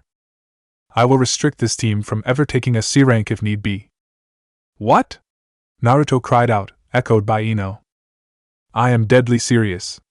I will not take my genin out of this village only to have you charge in and get killed in your first battle. I know you are skilled, but you just got your ass handed to you by a cat. How do you think you'll handle a real ninja aiming to kill you? That was because I wasn't allowed to hurt it, Naruto protested. And you think you'll never be asked to capture another ninja or take out targets without resorting to lethal force? The lesson all of you missed from this little mission is that it is much harder to fight an enemy that is aiming to wound or kill while you are restricted from doing the same. Tora is just the latest in a long line of cats bred and trained for ninja work, and he's capable of far worse than what he did to you today. Which also leads me to my last lesson of the day. D ranks may seem trivial or a waste of time on the surface, but every single one of them has something to teach you. If you can't learn to look underneath the underneath and find the hidden meanings or unexpected opportunities, you will never make it to Chunin, much less Jounin. You and the other clan kids are all quite skilled, but that skill has instilled a bit of arrogance in all of you. You've worked hard, but I dare say it's been years since you faced a real challenge. Kakashi paused to take in his team's reaction to his speech. Naruto was eyeing him speculatively, and was clearly thinking about his words. Ino appeared to be somewhere between hurt and angry, and she kept glancing at Naruto as if to gauge his reaction. Hinata was taking his words surprisingly well, actually. He had pegged her as a little shy and lacking in self-confidence, but she had repositioned herself so that she was sitting on her knees with her hands folded in her lap and her back straight, her face calm and composed as she listened intently. Of the three, she seemed the least affected. Now, with that said, you all did a very good job on the mission. You actually broke the record for a team taking the mission for the first time, and were only 20 minutes off from beating the overall record. Your teamwork in tracking the target was solid, and once Hinata engaged in the fight, you played off of each other effortlessly. I don't know if you noticed, but the majority of your wounds came in the first 3 minutes of the battle. After that, you kept Tora off balance and took very few injuries. I believe Naruto already knows the NBU code, though he shouldn't have taught it to either one of you without the Hokage's permission. I have actually secured that permission, and we will begin learning it tomorrow. Meet me back here at 9 a.m. We'll take another D rank and then spend the rest of the day training or practicing. Are there any other questions or comments before we dismiss for the day? He finished. Ino and Naruto just shook their heads, but Hinata spoke up. What the Hokage said about this being a special mission, that wasn't just part of the joke, was it? He was entirely serious about that. Kakashi stared at her for a long moment before smiling through his mask. Very, very good, you're learning already. One more lesson before we break for the day, courtesy of Hinata. Sometimes the things that are hidden underneath the underneath are the things that are right in front of your face. He stood and prepared to leave, but left them with a few more words before he vanished in a shunshin. And I wasn't joking neither, you really did earn it. November 2nd, 346 NE. Somewhere in the land of Earth. You still can't find any trace of them? That can't be right. No, we've been everywhere except the heart of Iwagakure at this point, and we should have been close enough. Well, the last known sighting was over 30 years ago now. It wouldn't make any sense to keep them that confined, though, and they'd have to be completely isolated, no contact whatsoever, to have eliminated all trace of them. The man sighed, adjusting the staff on his back slightly as he shifted in his seat on the ground. Yeah, I don't want to think it either, but they probably have been, one way or another. I doubt we're that lucky, and there's no way I can get in without being detected. Yeah, the Land of Fire is next, but there are several clans that will be able to identify me easily. No, I can still do it, we'll just have to be very careful. If he is there, they've kept him hidden well, the rumors I've heard end a few months after the attack. The man stood and stretched, then began walking at a steady pace. If we're lucky, we'll find him while he's out on a mission. I know, it's never that easy for us. November 7th, 346 NE. Outer Realm, Exquisite Tree Mountain. What's up, Bunta? It's pretty unusual for you to summon me here, Jiraiya said. He was currently sitting in the Toad Chief's home. Gamma Bunta was seated across from him, looking unusually solemn. The Great Toad Sage requested that we speak to you. Jiraiya grew tense. The last time the Great Toad Sage had anything to say to him, he got that damn prophecy. If this is about the prophecy, he began. Relax, Jiraiya-kun, Fukusaku said as he entered the room. Fukusaku was a very small toad, standing barely as high as Jiraiya's knee. He was also over 800 years old, and he and his wife Shima were considered second only to the Great Toad Sage himself in terms of power and authority amongst the toads. It's not about the prophecy, at least not directly, Shima added as she entered after Fukusaku. Fukusaku-sama, Shima-sama, it's good to see you again, Jiraiya said respectfully. You too, Jiraiya-kun, Shima replied, smiling. Fukusaku nodded in greeting before he cleared his throat. Now, while we know that you have yet to fully master utilizing nature chakra, you have still advanced farther than any other toad summoner in the last, 300 years or so. We've wanted to have this conversation with you for some time, but the Great Toad Sage always told us to wait. Now, however, we can finally talk to you. Jiraiya frowned. What is this about? Tell me, Jiraiya-kun, haven't you ever wondered why we have the summoning contract in the first place? Chapter 19, Let the Blood Flow. December 5th, 346 NE. 10:00 AM. Training Ground 10. Mikoto watched closely as Chuji and Kiba sparred. She had set some additional rules for the match in order to push her genin outside of their comfort zones. Kiba was currently fighting without Akamaru, and Chuji was not allowed to use any Akimichi techniques. As an Uchiha, she had seen all too often what can happen if a ninja relied on specific skills too much and became predictable. She was determined to not allow her students to make the same mistake. Shikamaru sat on the sidelines resting from his own recent spar with Chuji. His attention was focused on the fight as he observed how his teammates adapted to the rules. Kiba was used to fighting along with Akamaru and using the Niken to distract or hurt his opponents, while Chuji relied on the raw power of the Akimichi techniques extensively. Even after several bouts where they had to fight under these restrictions, they still had trouble adapting on occasion, though Kiba more so than Chuji. Shikamaru winced as Kiba launched into a passing Fang attack. The technique was powerful if it connected, but Kiba had difficulty landing it without Akamaru helping him restrict his opponent's movements. As expected, Chuji was able to dodge, using a quick substitution technique with a log. As Kiba battered the log about, his claws were not reinforced with chakra during the spar, so the damage was greatly reduced. Chuji charged in from the side, fist reared back. As Kiba realized he missed his target and tried to leap away, Chuji's fist launched forward and caught Kiba square in the back. Shikamaru winced as Kiba bounced off the ground and all the air in his lungs was forcibly expelled with a loud oomph. Even without the Akimichi techniques, Chuji's punch had some serious power behind it. Chuji pulled out a kunai and held it at Kiba's throat, but it was a needless gesture. Kiba was still struggling to pull air into his lungs and was in no condition to fight back at the moment. Match! Called out Mikoto, ending the spar. Chuji withdrew his kunai and stared down at Kiba for a moment, panting. He then reached down and helped Kiba sit up. Sorry about that, Chuji said apologetically as Kiba finally got his breath back. No problem, Kiba coughed out. Excellent timing on the Kawarimi, Chuji. I'm glad to see you've been working on your mobility. Kiba, the passing Fang was a good try, but even without Kawarimi you would not have gotten a solid hit on Chuji.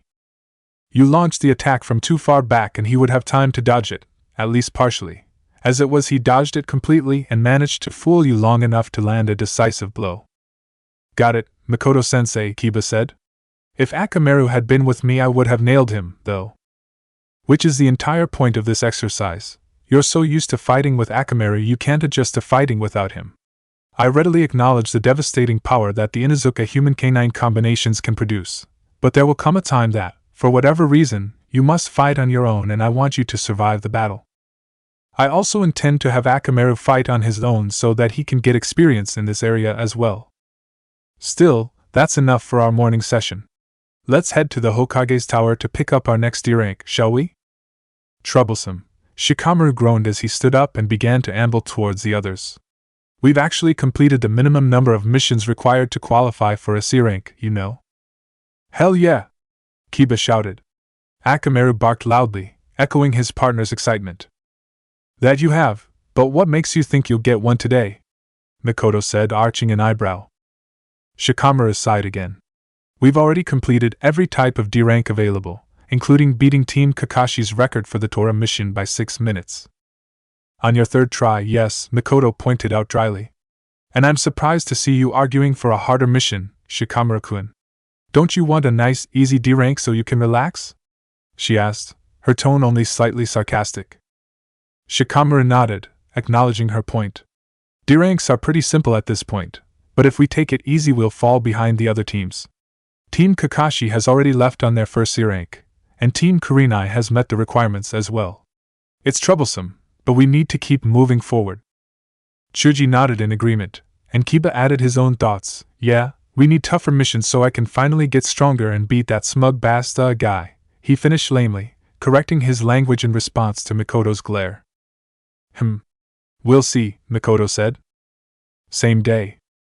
10:45 a.m. Hokage's tower. Oh, a C rank, is it? Very well, you have met the requirements, and if your sensei believes you are ready, then I suppose it's time, the mission officer said. He glanced at Mikoto and asked, what sort of mission did you have in mind? Mikoto caught his eye in a steady gaze as she said, I think an escort mission would be good for their first time.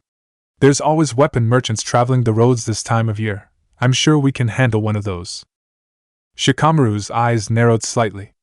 That was an oddly specific request, especially since Mikoto-sensei rarely worried about the particulars when requesting a mission. The mission officer nodded slowly and reached over to a pile of green scrolls, pulling out one with a black ribbon tied around it.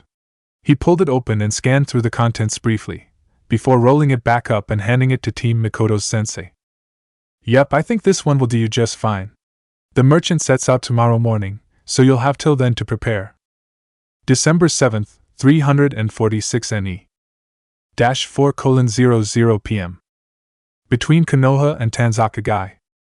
You know, Kiba mused, I honestly expected something a little more, you know? He jerked his thumb to the string of 4 carts they were escorting. Chuji nodded, adding, yeah, so far the D ranks were actually harder than this. Shikamaru shook his head. That's because the risk of enemy contact was 0. If the destination was inside Konoha, this wouldn't even qualify as a D rank. Precisely, Mikoto interrupted. As Shikamaru-kun pointed out, there's always the threat of someone attacking the caravan, which is why these merchants decided to hire ninja in the first place. The land of fire is pretty safe, so there's only a small chance of anything happening, but bandits do pop up from time to time. If there was a chance of enemy ninja interrupting the mission, it would be ranked even higher, a B or even an A rank. Her tone was relaxed and conversational, but her eyes kept sweeping the area around her expectantly. Akamaru growled softly as he trotted alongside Kiba. Kiba's head jerked slightly, but he maintained his pace and showed no other reaction. Mikoto-sensei, he said quietly, Akamaru has caught the scent of several other humans, maybe as many as 24. They seem to be on either side of the road up ahead. I see, Mikoto said softly, maintaining her place at the side of the caravan. Hopefully it's nothing, but until we know otherwise, assume they are a threat to the caravan and prepare to act accordingly. Unless things get out of hand, I'll leave this up to you. You need experience in such things, and there's no time like the present. And boys, she added, if they do attack, you are to do whatever it takes to stop them. The safety of the caravan and your teammates comes before the lives of your attackers. Understood? The genin stumbled slightly as they walked and looked a little pale, but nodded in acceptance. They had been training for years to become ninja, but never before had the prospect of having to take another person's life seemed so clear and imminent. The caravan continued its plodding pace for a few more minutes. The genin tried to keep up a steady and relaxed banter, but their conversation was stilted and strained as they contemplated the coming battle and the fact that they would soon be making their first kills. Mikoto watched their reactions with a small frown, but said nothing further. The tension continued to weigh upon the genin as they walked. When the arrows shot out from the forest and 10 bandits charged the caravan from either side, shouting and waving their weapons, it came as almost a relief. Now that they had a clear threat to focus on, their tension and hesitation melted away and they reacted with reflexes honed through years of training. Shikamaru hopped onto the back of one of the carts and pulled out a brace of kunai as he began analyzing the movements of the bandits, snapping out a quick command to his teammates as he did so. In response, Kiba and Akamaru charged out to meet the bandits on the right while Chuji moved to meet the bandits on the left. Mikoto remained where she was and continued observing. She appeared completely at ease, but a close look would reveal that her jaw was clenched and her hands kept twitching towards the kunai holster strapped to her thigh. The arrows were poorly aimed and only 2 came anywhere close to hitting a target. Both were easily knocked out of the air by Shikamaru's thrown kunai. The bandits were running full tilt towards the carts, but both Kiba and Chuji were moving more than twice as fast already, and accelerating. Their hands came up and they flung their kunai with practiced precision. They had both chosen to aim at non-lethal areas, so 3 bandits tumbled to the ground clutching their legs while a 4th lurched to the side and dropped his axe as a kunai buried itself in his shoulder. Another set of arrows came arcing from the sky, more accurate this time, and Shikamaru flung his kunai to intercept arrows that could have hit the cart drivers who were scrambling to hide under their carts, or the horses who were beginning to stamp the ground and toss their heads frantically. Mikoto continued to watch, her eyes sharp. Kiba and Akamaru closed in swiftly, but the bandits finally showed signs of organization and began to spread out, trying to surround the genin and the dog. Kiba eyed them for a moment, noting the sharp weapons they carried and their apparent willingness to use them before he swallowed thickly. Akamaru, he called, voice slightly unsteady. Fong passing Fong. His partner barked once in acknowledgement. Kiba and Akamaru jumped forward, both landing on all fours next to surprised bandits before they launched themselves forward, their forms blurring into a whirling cyclone of claws and teeth. Blood flew through the air and the screams of their opponents were swiftly cut off. Shikamaru forced himself to watch Kiba's progress for a long moment before he turned his attention to Chuji's side of the battle. He absent-mindedly stepped sideways to avoid another arrow. Now that the cart drivers were safely sheltered beneath the carts, it was time to end the battle before the horses spooked and took off, possibly trampling their drivers in the process. He leaped over the side and ran towards the bandits facing Chuji, his hands flashing through the seals for his most practiced jutsu even as he moved. Chuji jumped to the side, avoiding a bandit's swing and punching forward, catching his opponent in the chest. The bandit stumbled backwards and fell to the ground, but the blow had been weak and he was already recovering and regaining his feet. Chuji cursed to himself. He knew he could hit much, much harder than that, but the thought of ending another person's life made him hesitate and reduce the force behind the blow. The other bandits were slowly circling around Chuji, trying to completely surround him and remove his ability to dodge their attacks. Soon the encirclement would be complete and Chuji would be in serious trouble. Shikamaru's shadow lanced out and connected with several of the bandits currently behind Chuji, freezing them in place. He was already stretching the available shadows to the limit, however. They were currently in the cleared area beside the road, the deep shadows of the forest far away from their current position. "Gold General!" he snapped. Chuji reacted instinctively, years of teamwork coming to the fore as he channeled chakra into his arms. "Partial multi-size technique," he called out as his arms and hands rapidly grew until they dwarfed the rest of his body. He thrust his fist straight out to his sides, catching 2 bandits with punches that launched them backwards with a sickening crunch. He paid the sound no mind, and similarly ignored the wetness on his knuckles, as he flattened his hands and he swept his arms forward, smashing his hands together in a thunderous clap. Something wet splashed on him, and he felt something slice into his hand, but Shikamaru's voice was already calling out another command and he immediately responded, trusting his best friend to guide him through the battle. "Reverse. Night." Shikamaru shouted as his shadow detached from two of his victims and grabbed the last remaining free bandit. He was now holding three of them with his shadow. Chuji spun in place as he raised his fists high in the air and then smashed them down, crushing two more bandits to the earth. The remaining bandits began screaming loudly, but Shikamaru rapidly pulsed his shadow as he shuffled around, releasing and grabbing the bandits as he moved them closer together. Once he had them positioned as he wanted them, he raised his hands slowly into the air. His hand was empty but appeared as if it was holding something. The three bandits mimicked his actions, but their hands were not empty. Each currently held a sword in their hands. Their eyes were wide and panicked as their bodies moved against their will. Shikamaru swallowed thickly and thrust his hand forward, striking the empty air with all his might. The bandits mimicked his movements, but rather than striking the empty air they ended up stabbing each other. After a long moment Shikamaru released his shadow technique and moved swiftly to Chuji. His friend had released his own technique and was currently staring at his blood-covered hands. "Come on, Chuji. We need to get the archers before they get away," Shikamaru said softly, his hand resting on Chuji's shoulder. Chuji looked up and stared at Shikamaru for a long moment, then nodded slowly. Same day. 9:00 p.m. Between Konoha and Tanzakagai. Mikoto had talked to each of her students individually about their first kills. Their parents had talked to them before about this aspect of their duty as ninja and they were as prepared as anyone could be, but it was still a traumatic experience.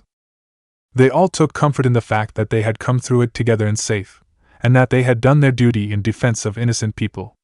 It helped ease the guilt and pain a little. Shikamaru's mind was focused on a different matter though. "Mikoto-sensei," he said, his voice breaking the contemplative silence that had descended around their campfire, "you knew the bandits were there, didn't you?" Chuji and Kiba both looked at Shikamaru oddly before turning to face Mikoto. Mikoto considered her response for a moment before she nodded. "Yes," she replied. Kiba frowned. "What, like before Akamaru spotted them? That's pretty badass impressive, but she is a Jonin." "No, I mean she knew about them before we even left Konoha." Kiba looked at Shikamaru as if he had grown a second head. "There's no way she could detect them from that far away, Jonin or not," he exclaimed. "Troublesome," Shikamaru groaned. "Not detected them, knew about them. She knew there would definitely be bandits on this mission. In fact, that was the point of the mission, wasn't it?" Kiba still looked confused, but Chuji had a look of startled realization. "You mean," he began, his voice soft. "Yeah, Chuji," Shikamaru replied. "The purpose of this mission was to have us fight, and kill, those bandits." They all turned to stare at Mikoto, who met their gazes with a calm demeanor. "Yes," she said again. "How did you?" Kiba started to ask Shikamaru, but he cut himself off with a growl. "This is more of that hidden truth and under the surface stuff, isn't it?" Mikoto nodded, and decided to fully explain the situation. "As I'm sure you've learned by now, there is a lot more to being a ninja than jutsu and training. Like the Torah mission, all genin teams go through this at some point in their careers. Unlike the Torah mission, however, the purpose of this is very straightforward. This is when we find out if you can kill or not." Chuji swallowed past the lump in his throat. "Those bandits?" he asked. "Those were real bandits, make no mistake. By the laws of the Land of Fire they would be sentenced to death for their crimes. Konoha evaluates the skill level of such bandit groups and marks a few of the appropriate level as reserved for missions such as this. By allowing genin teams to experience their first kills against those who truly deserve it, it is hoped that you can be eased into the harsher side of ninja life as much as possible. It also makes sure that the Jonin sensei is prepared to intervene should things go wrong." She waited for the genin to say something else, but they all seemed to be lost in thought. "Well, since you're prepared to think about this situation, let's discuss your performance, shall we?" The genin turned their attention back to their sensei. "Once the battle started you did quite well under the circumstances, but your preparation, or rather the lack thereof, was pathetic." The genin flinched at her harsh tone. "You were so distracted by the idea that you might end up killing someone that you lost all sight of the situation. You didn't scout out to confirm the enemy's numbers, instead relying on Kiba's vague report via Akamaru. You didn't confirm their positions, or their intent, or even their armament. You gave no thought to warning the caravan of an impending attack or working out a plan of retreat should things go badly. You didn't account for the horses at all. I had to hypnotize 2 of them to keep them from stampeding. You also gave no thought to a preemptive strike which could have potentially ended the battle before it began and possibly eliminated all risk to the clients. Now, before you start complaining, I know there are many factors which could have influenced your decision, and the approach you ended up taking could have been the best one. But you didn't consider any of that. You surrendered control of the battlefield before the battle even started and allowed the enemy to strike at a place of their choosing and at a time of their choosing. If this had been enemy ninja instead of ill-trained bandits, you would all be dead right now. She examined her genin, noting their pale faces and grim expressions. It seemed they understood just how badly things could have gone. Good, that meant they were less likely to repeat their mistakes in the future. Fortunately, that exact problem is another reason why we have these missions in the first place. Now that you have experienced your first kills and engaged in a battle to the death, you are far less likely to let the thought of death distract you from your mission in the future, she said, her voice softer. We've got another hour before we need to start our night watch rotation, so until then let's discuss the actions you could have taken to better prepare for the fight. December 10th, 346 NE. 5:00 p.m. Hokage's office. The Hokage looked up as he felt a familiar chakra enter his office through the window. The A&B guarding him tensed, but he simply waved them off. Even if Jiraiya was a threat, it was doubtful the A&B would be able to stop him before he could do anything. Good to see you, Jiraiya-kun. You're a bit early for your scheduled report. There's nothing serious going on, is there? Jiraiya shook his head. Not for Konoha, sensei. I need to talk to you, privately, he added, cutting his eyes towards the ANBU lurking in the office. The Hokage motioned for the ANBU to leave. Once they had completely vacated the room, he touched a security seal and locked down his office. Now, what's so important? Sarutobi asked. Have the monkeys ever talked to you about the nature of the contract? Jiraiya asked abruptly, beginning to pace around the room. No. I can't say that it has ever come up. Why? Can you summon Enma? I need to confirm something the toads told me. Sarutobi just nodded and performed the summoning jutsu. Enma, the Monkey King and current leader of the Monkey Summons, appeared in the room in a ready stance. His body was covered with white fur, and he wore a black suit with bits of mesh armor barely visible underneath. His white tail whipped through the air behind him as he rapidly scanned the room. After seeing that he had not been summoned for battle, he turned to Sarutobi. Hiruzen, why have you summoned me? He asked curiously. Jiraiya-kun here wanted to ask you a few questions, if that's all right. Enma turned to look at Jiraiya, nodding slightly. Ah yes, the Toad Summoner. I had heard they were going to make the offer to you finally. So it's true then? All the contracts are like that? Jiraiya asked, his voice tense. Indeed. Do you not trust your own summons? Given that you have progressed so far down the path of a sage, I must say that I'm surprised that you would doubt them now, Enma said. It's not that, it's just I mean arg, Jiraiya said, throwing his hands up in the air and pacing around the office. Sarutobi turned to look at Enma, a curious expression on his face. What is he talking about? Enma just looked at Sarutobi and shook his head. I have a great deal of respect for you, Hiruzen, so I will allow Jiraiya to inform you, but you both must agree to not tell anyone else. Jiraiya gave his assent, still partially distracted, and Sarutobi nodded solemnly. You can't tell me yourself? Sarutobi then asked, confused. No. You have not made any progress in becoming a monkey sage, and have chosen to focus your efforts on your village instead. I can understand and respect your decision, but that also means that certain doors will remain closed to you. I will leave you to your discussion. With that, Enma dismissed himself, disappearing in a puff of smoke. Jiraiya, what is going on? Bunta and the Toad Sages summoned me to Myobokuzen for a discussion. They said that hundreds of years ago there was an incredibly nasty war that completely wiped out several tribes and damn near wiped out the rest, and before you ask, they refused to say who or what they were fighting for some reason. I got the impression that they couldn't talk about it, but I could be wrong.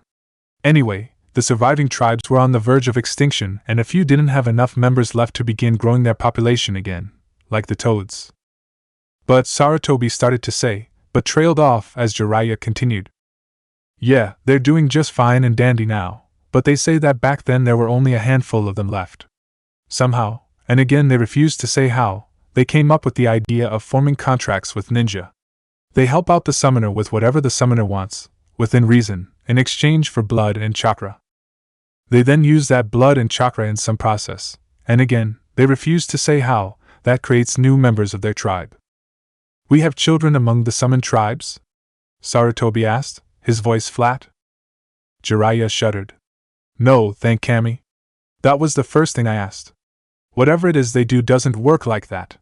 They made it sound more like throwing wood on a fire than giving birth, but again, no real details.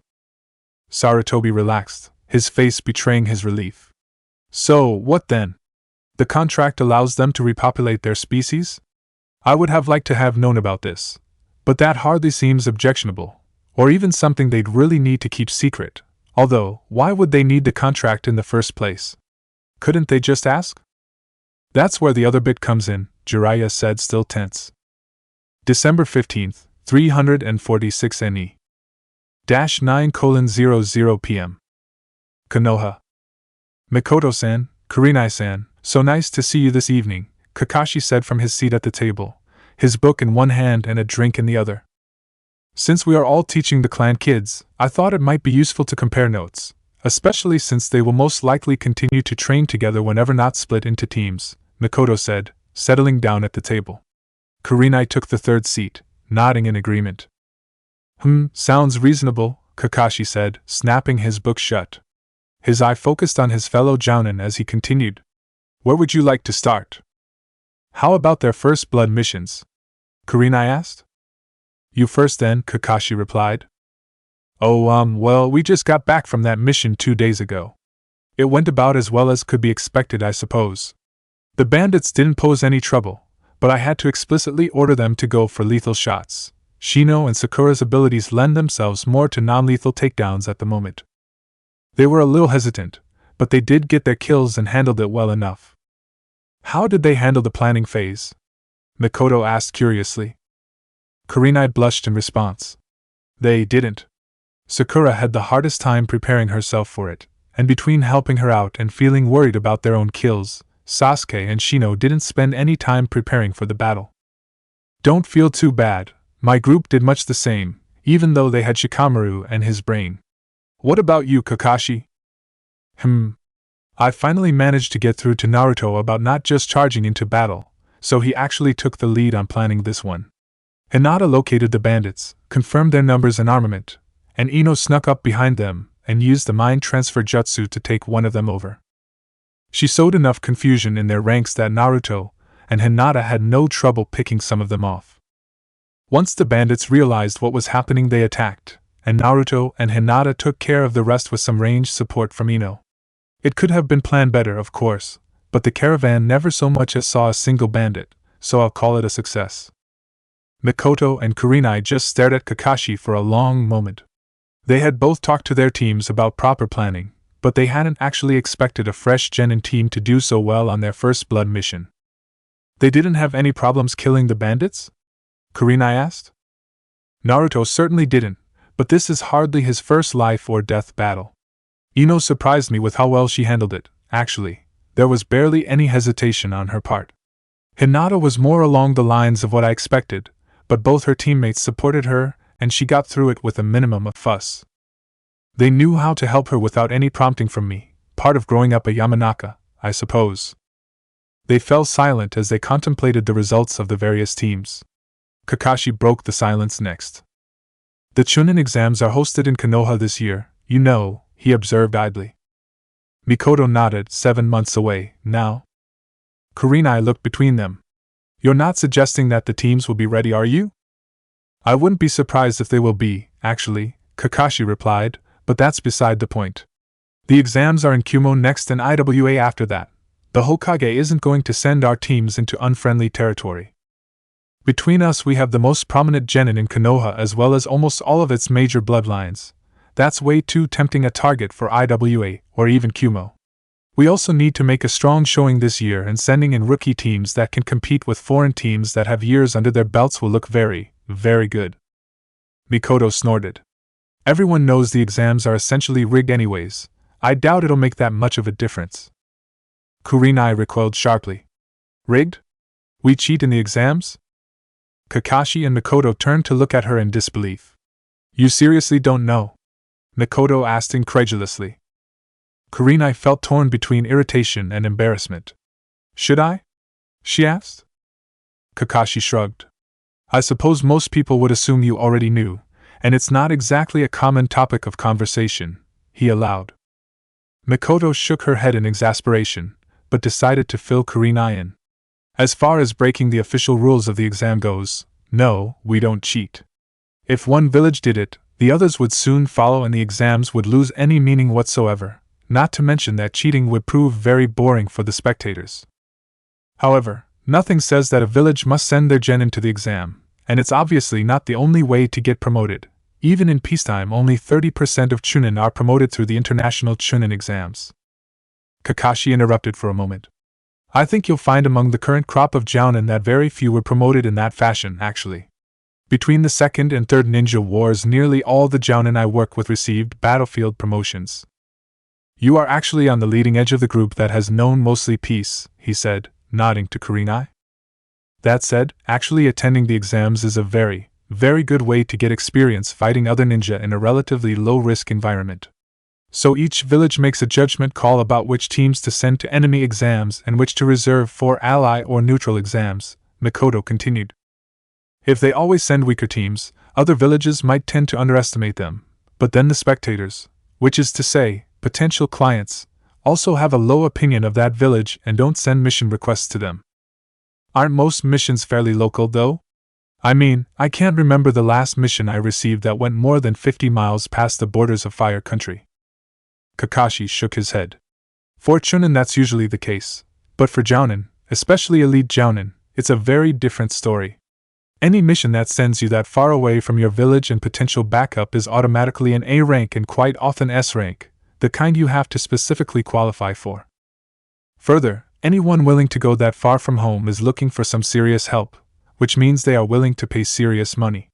A single S rank can cost as much as 100 times more than an A rank. The really nasty ones get even higher. Kurenai's jaw dropped. Even if it was just 10 times the average A rank, they were still talking hundreds of thousands of Ryo. What kind of mission would justify paying that much?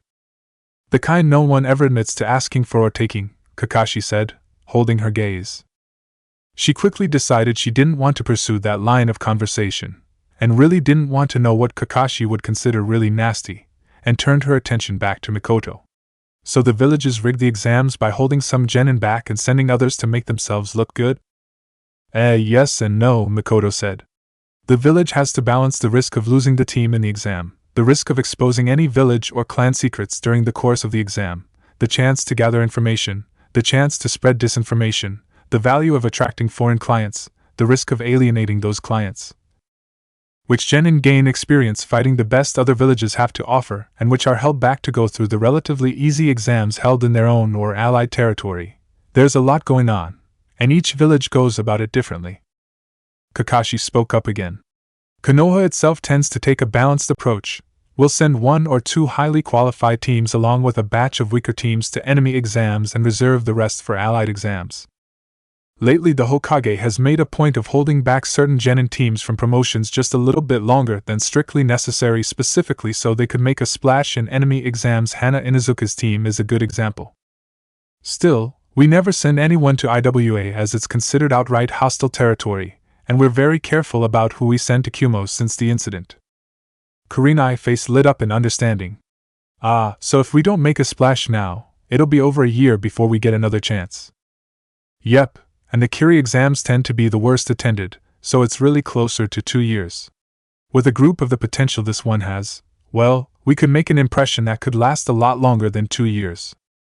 Kurenai nodded, then asked, so, our teams will definitely be in the upcoming exams as rookies? Mikoto snorted. Once they get a bit of real experience under their belts, I wouldn't be surprised if they had a real shot to win the whole thing. February 2nd, 347 NE. 3:00 p.m. Konoha Training Grounds. Ino and Kusha had taken advantage of their day off from training and missions to retreat to their private training ground. The training and experience they were getting on Team Kakashi was quite valuable, but they couldn't talk openly or address some of the more unique aspects of Kush's skills around their sensei or teammate. Have you gotten any farther with the whole Yuki backlash thing? Ino asked. Kush shook his head. The distance has only slightly increased. It's still far too limiting compared to what I could do before I was sealed. Well, how about progress on seals then? You've been studying them for years now, surely you've gotten something. Storage seals, security seals, and basic exploding tags is about it. They're quite useful, granted, but there don't seem to be any sealing specialists around to allow me to progress further. I already know more theory than most of the ones I've talked to. What about Sage Jiraiya? Didn't the Hokage mention him specifically when you asked about seals?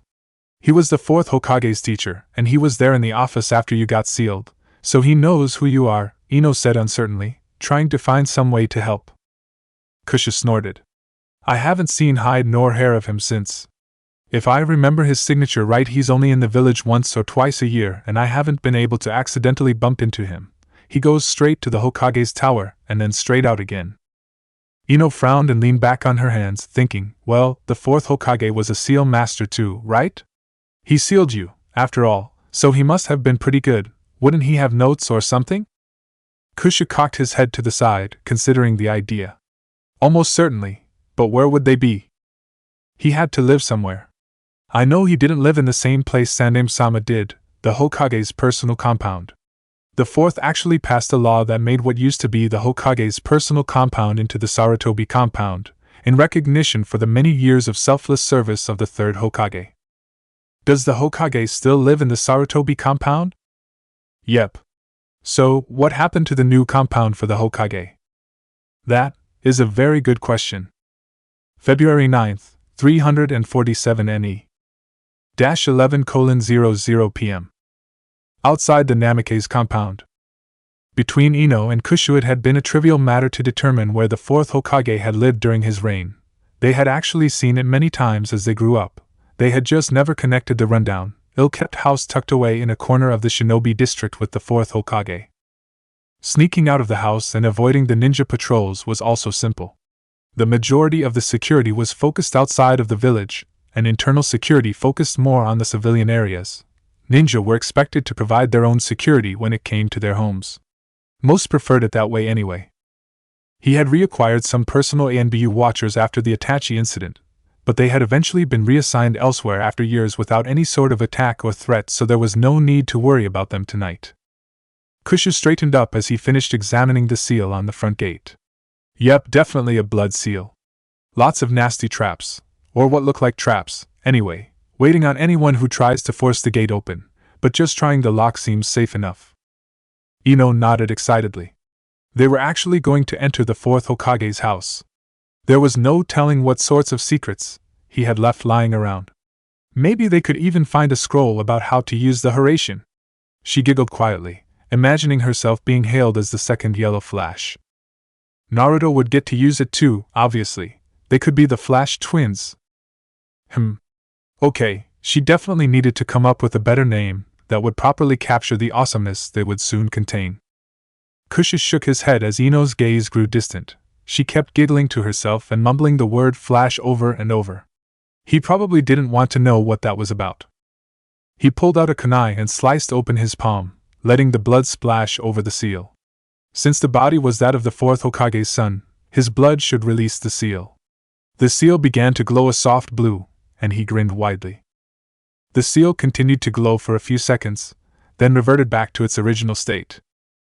His grin faltered. The seal should have disappeared, or the gate should have opened, or something. Ino snapped out of her daze when she noticed the seal revert back. What the hell? She hissed. Why isn't it open? She stepped forward and started to push against the gate. She barely had time to feel more than a small tingle before Naruto yanked her backward. That would be a very bad idea, he said quietly. I can't even recognize half the trap seals on there, but the ones I can decipher would do very nasty things to me. I don't want to see what they could do to you. Ino's face turned chalk white. Oh, she said faintly. Right. No touching. She nodded shakily to herself. Why didn't it work, though? You're definitely his son. It should have worked, right? Yes.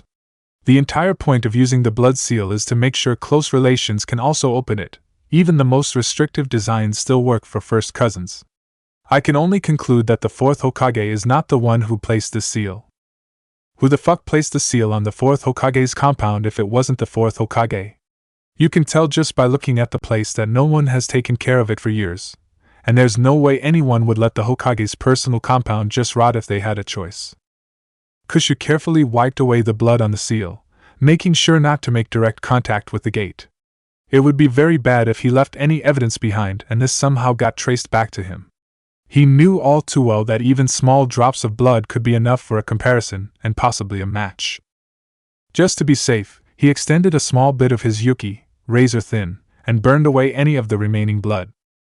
"Come on, Ino-ne-chan, time to head back," Kushu said, moving away from the compound. Ino followed behind, giving one last forlorn look at the dilapidated house. She mumbled something mournfully before she hurried to catch up to Naruto. Kushu's ear twitched. What the hell was Flash Twins supposed to mean? Chapter 20, What's in a Name? February 27th, 347 NE. -2:00 p.m. A few miles west of Konoha. He's passed this way recently? Yeah, he's definitely out on missions then. It's a shame we haven't managed to run into him. I'm sure he can detect you as well, but there's no guarantee he's made contact with his container. The fourth Hokage was a seal master of the highest caliber, and his teacher Jiraiya was every bit as good with even more experience. There's no telling what sort of seal those two came up with. Well, what now? We've confirmed all of them as best we can. The man sighed quietly, staring in the direction of Konoha for a long minute, for he turned and began walking west. I was afraid you were going to say that. March 13th, 347 NE. -11:00 a.m. Konoha Training Grounds. Kurenai-sensei, is something wrong? You've been training us especially hard lately, and you've seemed a little tense, Sakura asked hesitantly, her voice concerned. Shino and Sasuke turned to face Sakura for a moment, then looked at Kurenai expectantly. They had also noticed Kurenai's tension and had discussed possible causes with Sakura after their team was dismissed last week. It had started gradually, but their workload and the hours they spent practicing had increased significantly lately, far more than seemed normal. Kurenai startled slightly, then turned to face her genin. What makes you think anything is wrong? She asked. The genin just stared at her for a long moment, and she blushed. Even to her, that was a very weak defense. She sighed, and motioned for her genin to follow her. Their daily mission could wait for a while. They settled down in a quiet tea shop that served her favorite brand.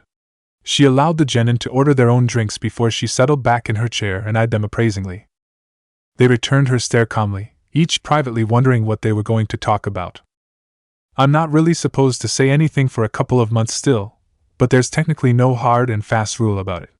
The other Jonin instructors pointed out that the Chunin exams are in Konoha this year, and that all of our teams are likely to participate despite their rookie status. Her genin appeared startled at her revelation. Well, Sakura and Sasuke looked startled. Shino's eyebrow twitched slightly, which was about as startled as an Aburame got. She was learned to read him though, and the tells were there if you knew what to look for. Sasuke sat back, deep in thought. Chunin, he mused aloud. That's why you've been pushing us so hard. You don't think we're ready?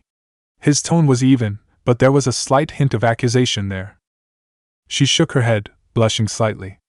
No, you all were already near Chunin level when you graduated, skills-wise at least. You've been acquiring the experience needed quickly as well, so by the time the exams start you will all be more than ready. Sasuke relaxed, nodding to himself, but Sakura just looked confused. Then why have you been pushing us so hard? Her blush deepened. I may have, made a bet, she finished quickly. Both of Shino's eyebrows twitched this time. You made a bet? He asked. With the other Jonin instructors, I presume? She just nodded silently. Sasuke looked interested. What are the terms? He asked. Kurenai blinked, then looked at her team. They all appeared curious, but not angry. I thought you would be upset, she said quietly. It seems inappropriate for a teacher to bet on her students. It's not like you bet against us, right? Sakura said, waving off her concerns. Of course not. Kurenai replied, offended. Then there's no problem, Sakura said firmly. Still, what are the terms? Bragging rights or something? Kurenai waited until their drinks were delivered and the waiter left.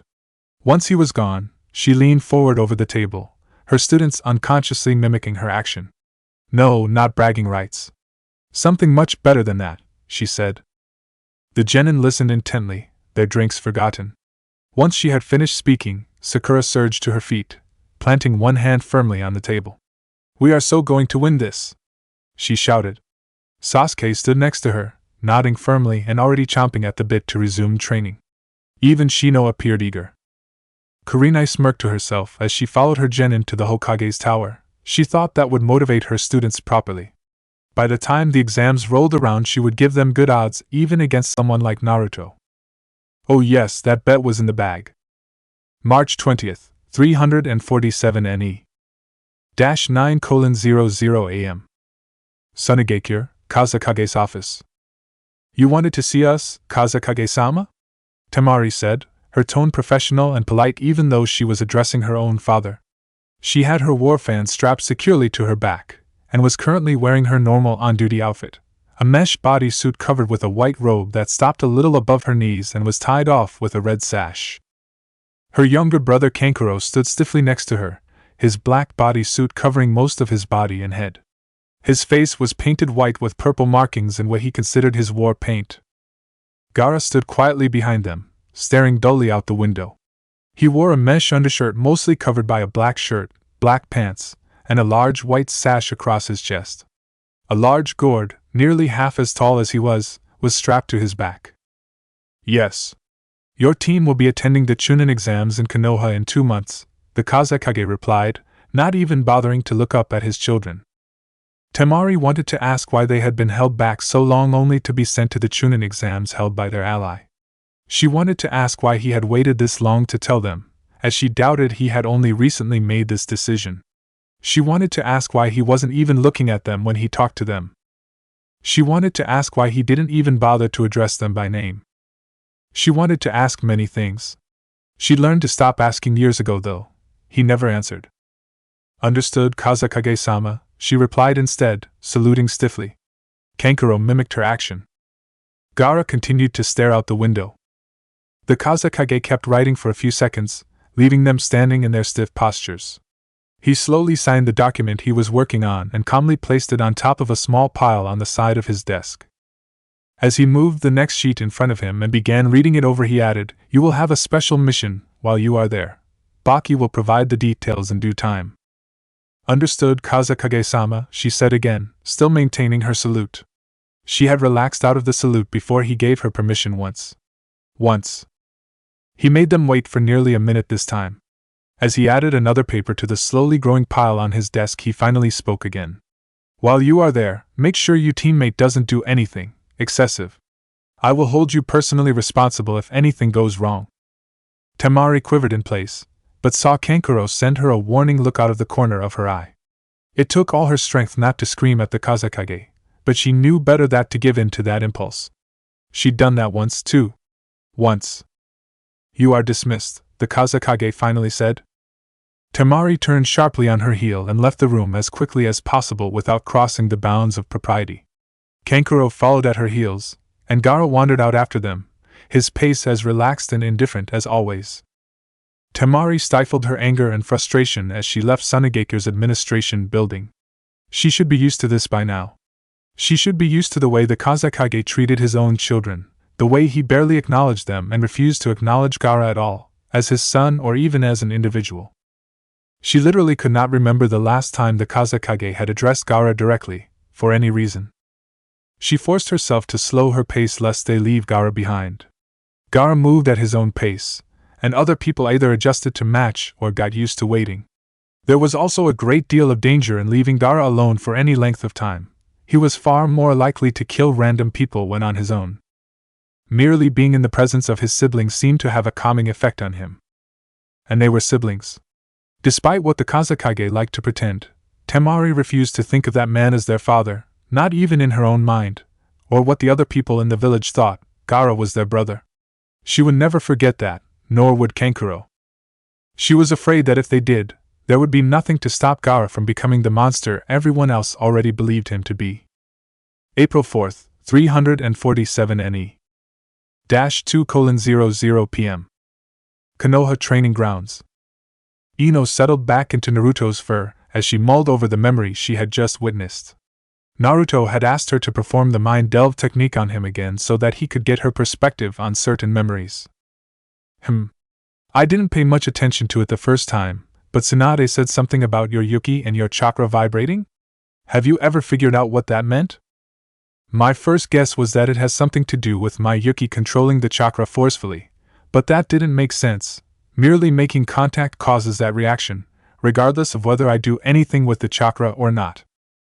Have you tried seeing if your Yuki causes this reaction with other people? I haven't had a chance to experiment with that. You could try it on me, Ino offered.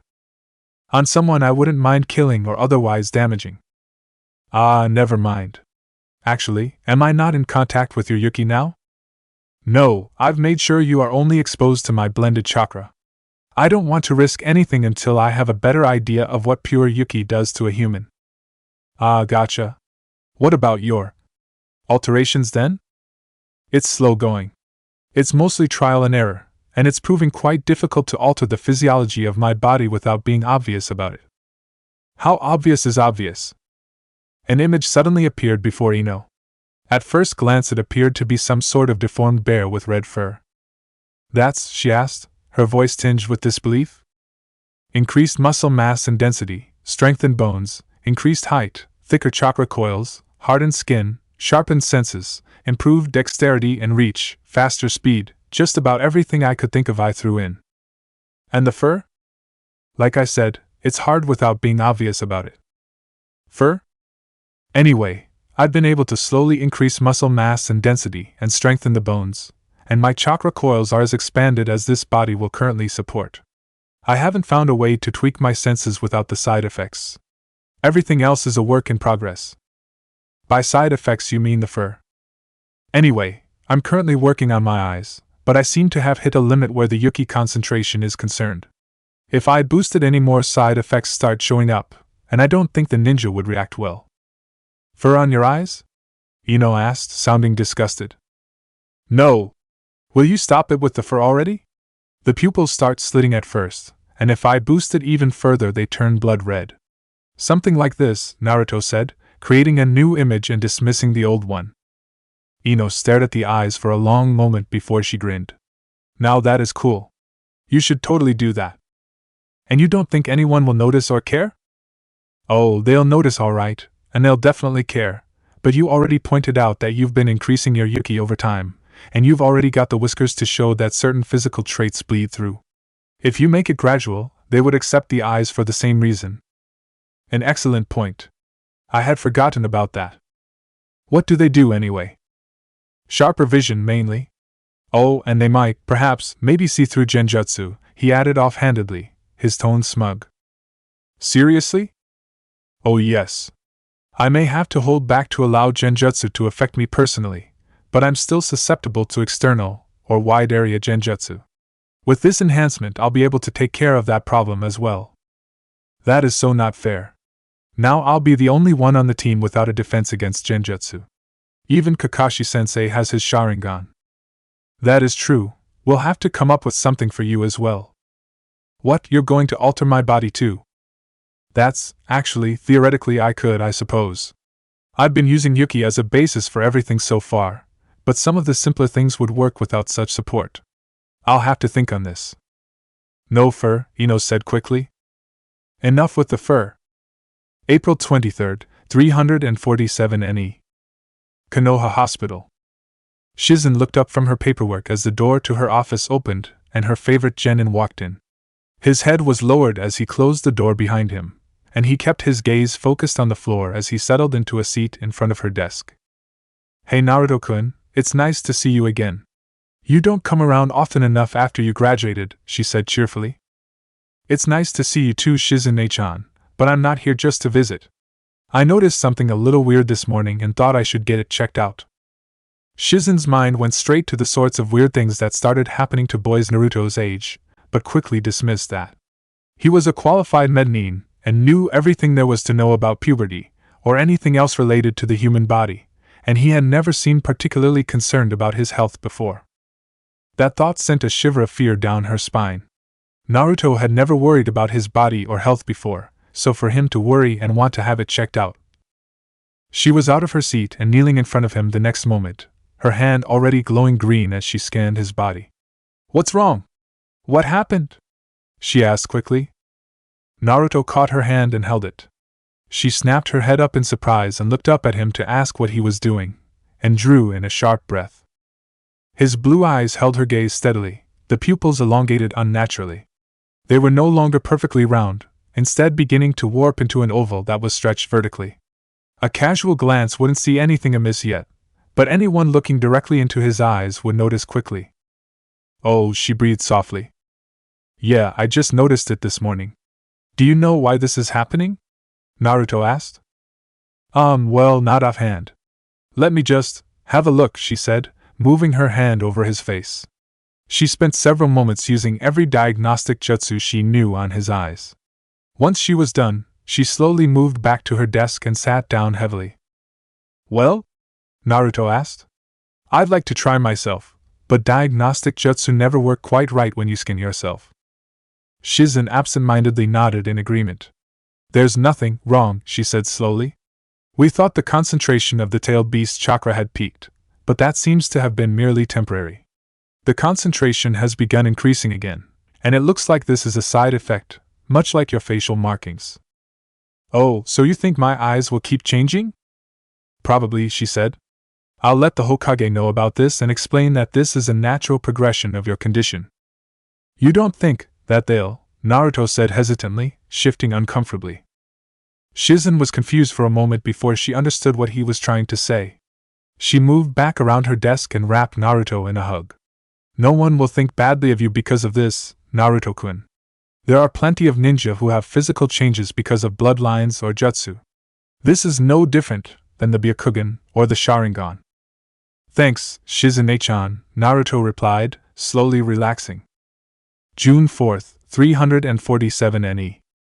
Otoge Cure. "I thought I told you I wasn't to be disturbed," snapped Orochimaru as he looked up from the table in his lab. He had been working on this particular experiment for the better part of a month, and had reached a delicate stage. "I don't believe you told me that, not that I would care anyway," a voice replied as a man emerged from the shadows, a body slung across his shoulder. His entire form was hidden by his voluminous black cloak, but the headband with a scratch across it marking him as a missing nin from Takigakure, and his pupilless green eyes were all that Orochimaru needed to identify him. Not that many other people could have gotten this far without setting off alarms anyway. "Ah, Kakuzu, so nice to see you. I take it you have another delivery for me?" Orochimaru said, his mouth spreading into a grin that was far too wide for his face. "Only after I get my money, Orochimaru," Kakuzu said, not moving. Of course," Orochimaru replied, writing out a note on a handy piece of paper. "Present this to my assistant, and you will be paid as promised." Kakuzu took the note and eyed it critically. Satisfied, he dropped the body on the floor and turned to leave. "Going so soon, Kakuzu? Aren't you curious what I want him for? Curious to see the fruits of my labors?" "No," replied Kakuzu shortly. Orochimaru shook his head as he sensed Kakuzu depart the lab. The man was an excellent shinobi and possibly the most effective hunter nin in all the elemental nations, but he had no appreciation for the finer things in life. It was always money with him, as if money truly meant anything. Indeed, one only had to look at Otogekure itself to see the truth of that statement. The pathetic scraps of talentless ninja and desperate missing nin he had gathered under his banner couldn't hold a candle to even a minor village, much less one of the Great Five. But they made more than enough money to fund his personal research. All they had to do was take the dangerous and undesirable jobs the other villages refused to even consider, and he had all the money he could possibly want. No, it was research that mattered. He felt a pang of regret as he remembered the resources and opportunities he had when he was still a Konoha ninja. So many bloodlines, so many powerful ninja to observe. His fool of a teacher had managed to stumble across some of his more objectionable work and driven him from the village, forcing him to leave behind years of notes and gathered materials. Even his first success had abandoned him, choosing to honor the village that would stifle her potential rather than continuing to grow stronger as one of his experiments. It was her loss, really. He had improved the curse seal many times over while she endured that simplistic first design. Even the trash of this village could be worth something when he applied his latest curse seal to them. He sighed as he recalled the body transfer jutsu he had been working on. He had been so close, he was sure of it, but all his work and his best materials had been left behind. With no worthy body at hand and unwilling to risk his life to acquire one without the benefit of a backup plan, he had been forced to shift his priorities. He shivered when he recalled his encounter with Itachi. That had almost been the end of him. Even with all the work he had done to strengthen his own body and the many regeneration jutsu he had acquired or invented over the years, he had almost exhausted all of his reserves and perished that night. He hated to admit it, but he was lucky Itachi had been more focused on the scroll than their battle. Still, his mission to acquire the scroll had not been a complete loss. He may not have the scroll, but he had managed to acquire another item that night, one that he had spent the years since studying and attempting to replicate. His current experiment, if successful, should open up a whole new realm of possibilities. Speaking of, Orochimaru's grin widened as he turned to observe the body on the floor. The unfortunate man's chest rose and fell slowly as he breathed. Good, very good. It was always better when they were alive. He got twice as much use out of them that way. Kukuku. I have something very special in mind for you, he cackled. June 18, 347 NE. -1:00 p.m. Training Ground 7. Jiraiya stared at Kakashi and his team from his spot among the trees. The genin were currently sparring with Kakashi 3-on-1, trying to take him down by any means necessary. He still had his Sharingan eye covered though, so it didn't seem like he was taking them too seriously. Naruto and Hinata were tag-teaming Kakashi at close range while Ino provided range support, throwing kunai and causing the occasional spike of earth to thrust up at him. That she managed to avoid hitting her own teammates while still threatening Kakashi himself was impressive and spoke well of their teamwork. As he continued to watch, Ino waited until Kakashi's back was turned, then suddenly changed tactics and charged forward. Her acceleration was easily Chunin level, and she was right in the mix with the other two within a second. Her own attacks blended seamlessly with Naruto's and Hinata's as they circled Kakashi. Two of them were attacking at any moment, while the third was covering their weak spots and blocking Kakashi's counters. Jiraiya was impressed.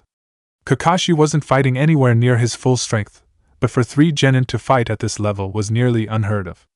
His brow furrowed as their formation suddenly shifted. Ino led the charge with Hinata close behind while Naruto slipped around to Kakashi's back. This should be interesting. His eyes widened as Hinata suddenly began striking at Kakashi from behind Ino, her body twisting around Ino's and her hands whipping towards Kakashi's arm that was currently extended in a punch. Ino herself had adopted a defensive stance but didn't stop her own attacks. The whole thing seemed ridiculous at first glance, but the two girls were standing so closely together and seemed to effortlessly predict each other's movements. The overall effect was as if Kakashi was suddenly fighting two people in the same spot. Their wildly different attack patterns had to be throwing him off as well. Kakashi swayed back and forth for a moment as he observed them, then kicked straight ahead. Ino managed to block in time, and caught the kick aimed for her stomach on her arms. She winced, but her feet didn't budge an inch. Kakashi quickly pulled back as Ino tried to grab his leg and Hinata's hands blurred towards it, threatening to close the Tenketsu points and render his leg useless. Still, Jiraiya shook his head in disappointment. The skill required to pull that off was impressive, but it was more a trick than a battle tactic. All Kakashi needed to do was retreat. Jiraiya could already tell that Ino's feet were planted firmly on the ground as she performed the standing rock jutsu, part of her contribution to this little maneuver. Before Kakashi had the chance to do so, however, Naruto joined the fray and the other part of their plan became clear. Kakashi couldn't afford to look away from Ino and Hinata as he avoided their strikes, and Naruto was already attacking before he had a chance to move away. Naruto's fist lashed out and a loud crack echoed throughout the clearing. Jiraiya whistled lowly. Judging by the damage done to the log Kakashi had switched with, Naruto was a lot stronger than he looked. It reminded him of Tsunadeheim's strength a little. Alright, that's enough for now, Kakashi called out. He was currently leaning against a tree casually, not even looking winded from the spar. Ino and Hinata were breathing deeply but not exactly panting, and Naruto looked every bit as rested as Kakashi did. The three genin moved over to Kakashi and plopped down on the grass, looking attentive but relaxed. Good work on that last bit, that was definitely unexpected. You probably could have caught most opponents with Hinata's first strike, and quite a few more with Naruto's follow-up. Still, that puts Ino in particular at high risk, so I wouldn't use that one on a taijutsu specialist. My little kick was roughly Chunin level, and she isn't ready to handle anything higher than that. Ino winced, rubbing her arms. Yeah, Lee kicks harder than you did. Then again, he has those damn weights of his, she added. Kakashi nodded sagely. I'm glad to see you understand, although measuring taijutsu based on Guy or Lee is like using Naruto here as a baseline for chakra reserves. Naruto shuffled over until he was sitting next to Ino, his hands already glowing green. She immediately held out her arms, leaning against him as he healed the bruises. Kakashi watched them for a moment, smiling to himself, before he resumed his analysis. Ino was supposed to grab hold of me somehow to lock me down for either Hinata's or Naruto's follow-up, right? Have you considered trying that combination with Naruto in Ino's place? Naruto just nodded distractedly, but Hinata's face turned suspiciously red. Ino stepped in to save Hinata from having to answer. We did, but I don't have enough power and speed behind my taijutsu to take advantage of the opening, which leaves the third role kinda useless. Did you consider ninjutsu? Ino's mouth opened to reply, but she paused. No, actually. Wouldn't that hit Naruto and Hinata as well? Not necessarily, Kakashi corrected. Your timing and communication is very good already, and Hinata could use her Byakugan to see the jutsu approaching and judge when best to move away. Both she and Naruto are fast enough to move out of range. Naruto finished his work on Ino and moved over to Hinata. Her face was still a little red, but she allowed him to fix up the few bruises and scrapes she had acquired during the spar. What jutsu would work best with that? Hinata asked quietly, trying to ignore the tingling from Naruto's hands running over her arms and shoulders. Kakashi paused to consider for a moment. Ino has a lightning affinity, but her aim isn't precise enough yet. Her secondary earth affinity could work here. Any of the boulder jutsu, even something like a mud jutsu, could catch your opponent. This doesn't have to be a finisher, you know. What about the headhunter? Ino asked. Kakashi smiled under his mask. Still upset that I caught you with that, More upset that you won't teach it to us. But it was so amusing to make you sweat for it. You're right though, that would be another good one, assuming you were quick enough or already in place. I guess I'll finally have to teach you that one. Why don't you guys try that move out again with those changes during the next spar? Naruto just nodded again, but Hinata squeaked quietly and blushed further. Kakashi hit it well, but he was definitely smirking under his mask. Well, time to pick up our mission, unless our visitor has something to add? Kakashi said, raising his voice and turning to look at Jiraiya's hiding place.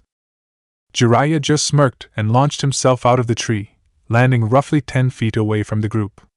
Time to make his entrance. The strongest in the north, the south, the east, the west, he chanted, hopping on one foot as he danced about and waved his hands dramatically through the air. The ever popular, the ever gallant, the ever brilliant. Behold, it is I. The Toad Sage, Jiraiya-sama has arrived. He finished, striking a pose. He observed his audience to gauge their reactions. Kakashi was no longer leaning against the tree in his relaxed pose. Instead, he was standing straight, his eyes shining and one hand digging into the pouch at his side.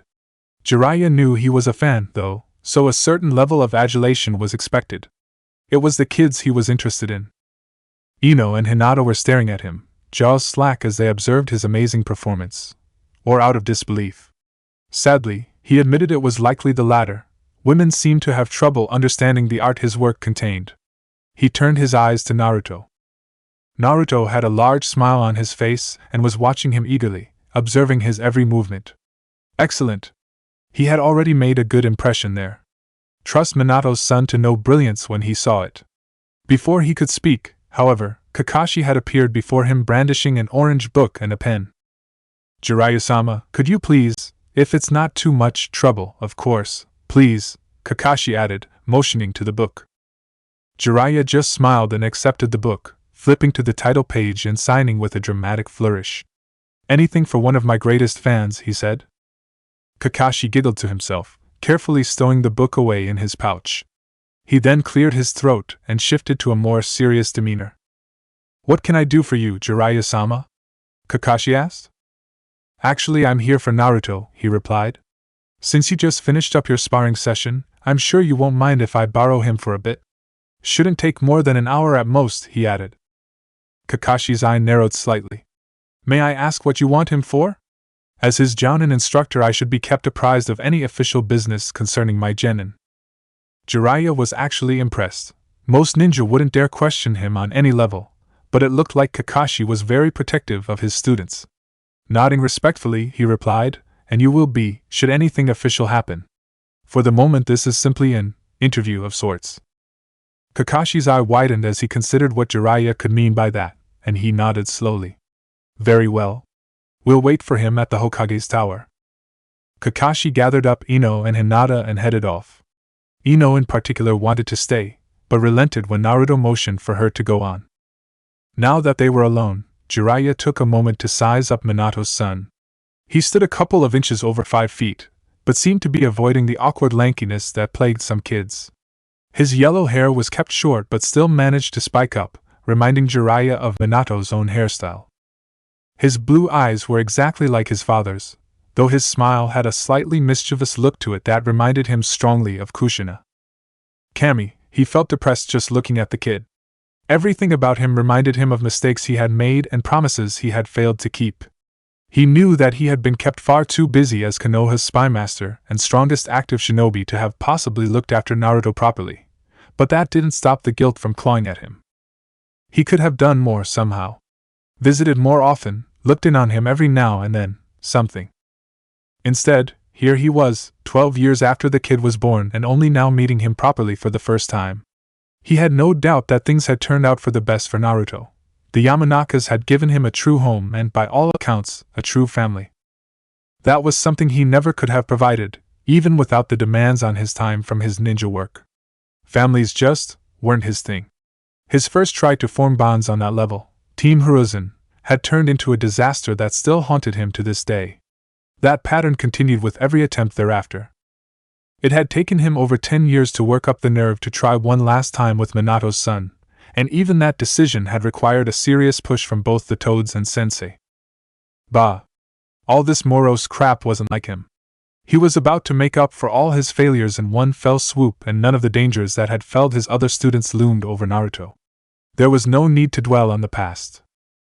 "So, I hear you're pretty good, for a brat," he said awkwardly. Naruto just stared at him for a long moment, then finally shook his head slightly.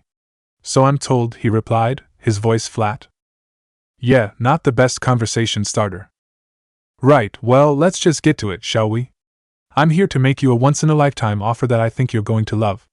My duties are about to change and I need to pass on my skills to the next generation before I move on. I carefully evaluated all the ninja available in an exhaustive process, as well as consulting with the Hokage, and I have come to the conclusion that you are uniquely qualified to become my next apprentice," Jiraiya said. Naruto's eyes widened and another smile appeared on his face. At least he seemed interested, Jiraiya thought to himself. "It would be an honor to learn from a seal master such as yourself," Naruto replied, bowing formally. Jiraiya faltered. He had been referring to his position as the Toad Sage and passing on the Rasengan to Minato's son. He hadn't really thought about the sealing arts at all. Still, he could work with that. Minato had proven to be highly skilled with seals, so it only seemed right that his son would follow in his footsteps in that regard as well. Indeed, though the apprenticeship wouldn't be restricted to that. "I am also the holder of the Toad contract and a Toad Sage, as well as possessing unique knowledge of certain techniques. You will be learning a great deal should you become my apprentice," Jiraiya said. He smiled to himself as he watched the grin on Naruto's face grow. Naruto suddenly frowned. What exactly would this apprenticeship entail? "I don't want to leave my team, and the Chunin exams are coming up soon." Jiraiya nodded, having expected an objection along those lines. He knew from Sensei that Naruto was fiercely loyal to Ino in particular, and the other ninja kids to a lesser extent. I wouldn't worry about that. I have my own work that will keep me occupied quite often, so it won't be a full-time commitment on either side. I will expect to have priority while I'm in Konoha, however. The Hokage will be able to arrange your team's schedule so that there's a minimum of disruption anyway. Naruto nodded thoughtfully. In that case, I would be honored to become your apprentice. When can we begin? Jiraiya grinned and pulled the large scroll he always carried around off his back. He untied the cloth that held it closed and rolled it open with a flourish. Right now, in fact. I need a drop of your blood and your signature right here, he said, motioning to the blank space at the bottom of a list of names. Nearly all of the names appeared to have been written in black ink, but one shone bright blue, Jiraiya's. This is the Toad Contract, one of the most respected and sought-after summoning contracts in all the elemental nations. The Toads will be your greatest allies throughout your life, so be sure to treat them accordingly when you summon them. Naruto approached eagerly, but paused as he eyed the contract, apparently trying to puzzle out the writing at the top. Don't bother, kid, no one's ever been able to read that. All you need to know about the contract is that you will be able to summon the Toads by using the summoning jutsu, and that you won't be allowed to sign any other summoning contracts without the Toad's permission. Naruto turned and gave him a very strange look, but nodded slowly. I see, he said. He paused for a moment. Do I need to sign in blood, or is a drop sufficient? A drop's fine. Here, use this pen. Naruto nodded and made a small cut on his finger. After pressing the bloody finger firmly onto the scroll, he quickly signed his name, writing Naruto Yamanaka. The name glowed blue for a moment before it, along with the blood, was burned off the scroll in a bright flash. Naruto blinked rapidly, then turned to Jiraiya. Is that supposed to happen? No. That would be a definite no, Jiraiya replied, staring at the contract. I think you have to sign your real name though. Try Uzumaki. Naruto tried that. Then Naruto, Uzumaki Naruto, Yamanaka Naruto, Naruto Uzumaki Yamanaka, and every other combination and ordering they could think of. Jiraiya had a pretty good idea of what other name they should try, but that would definitely be going way past what the Hokage had agreed to. Time for another meeting.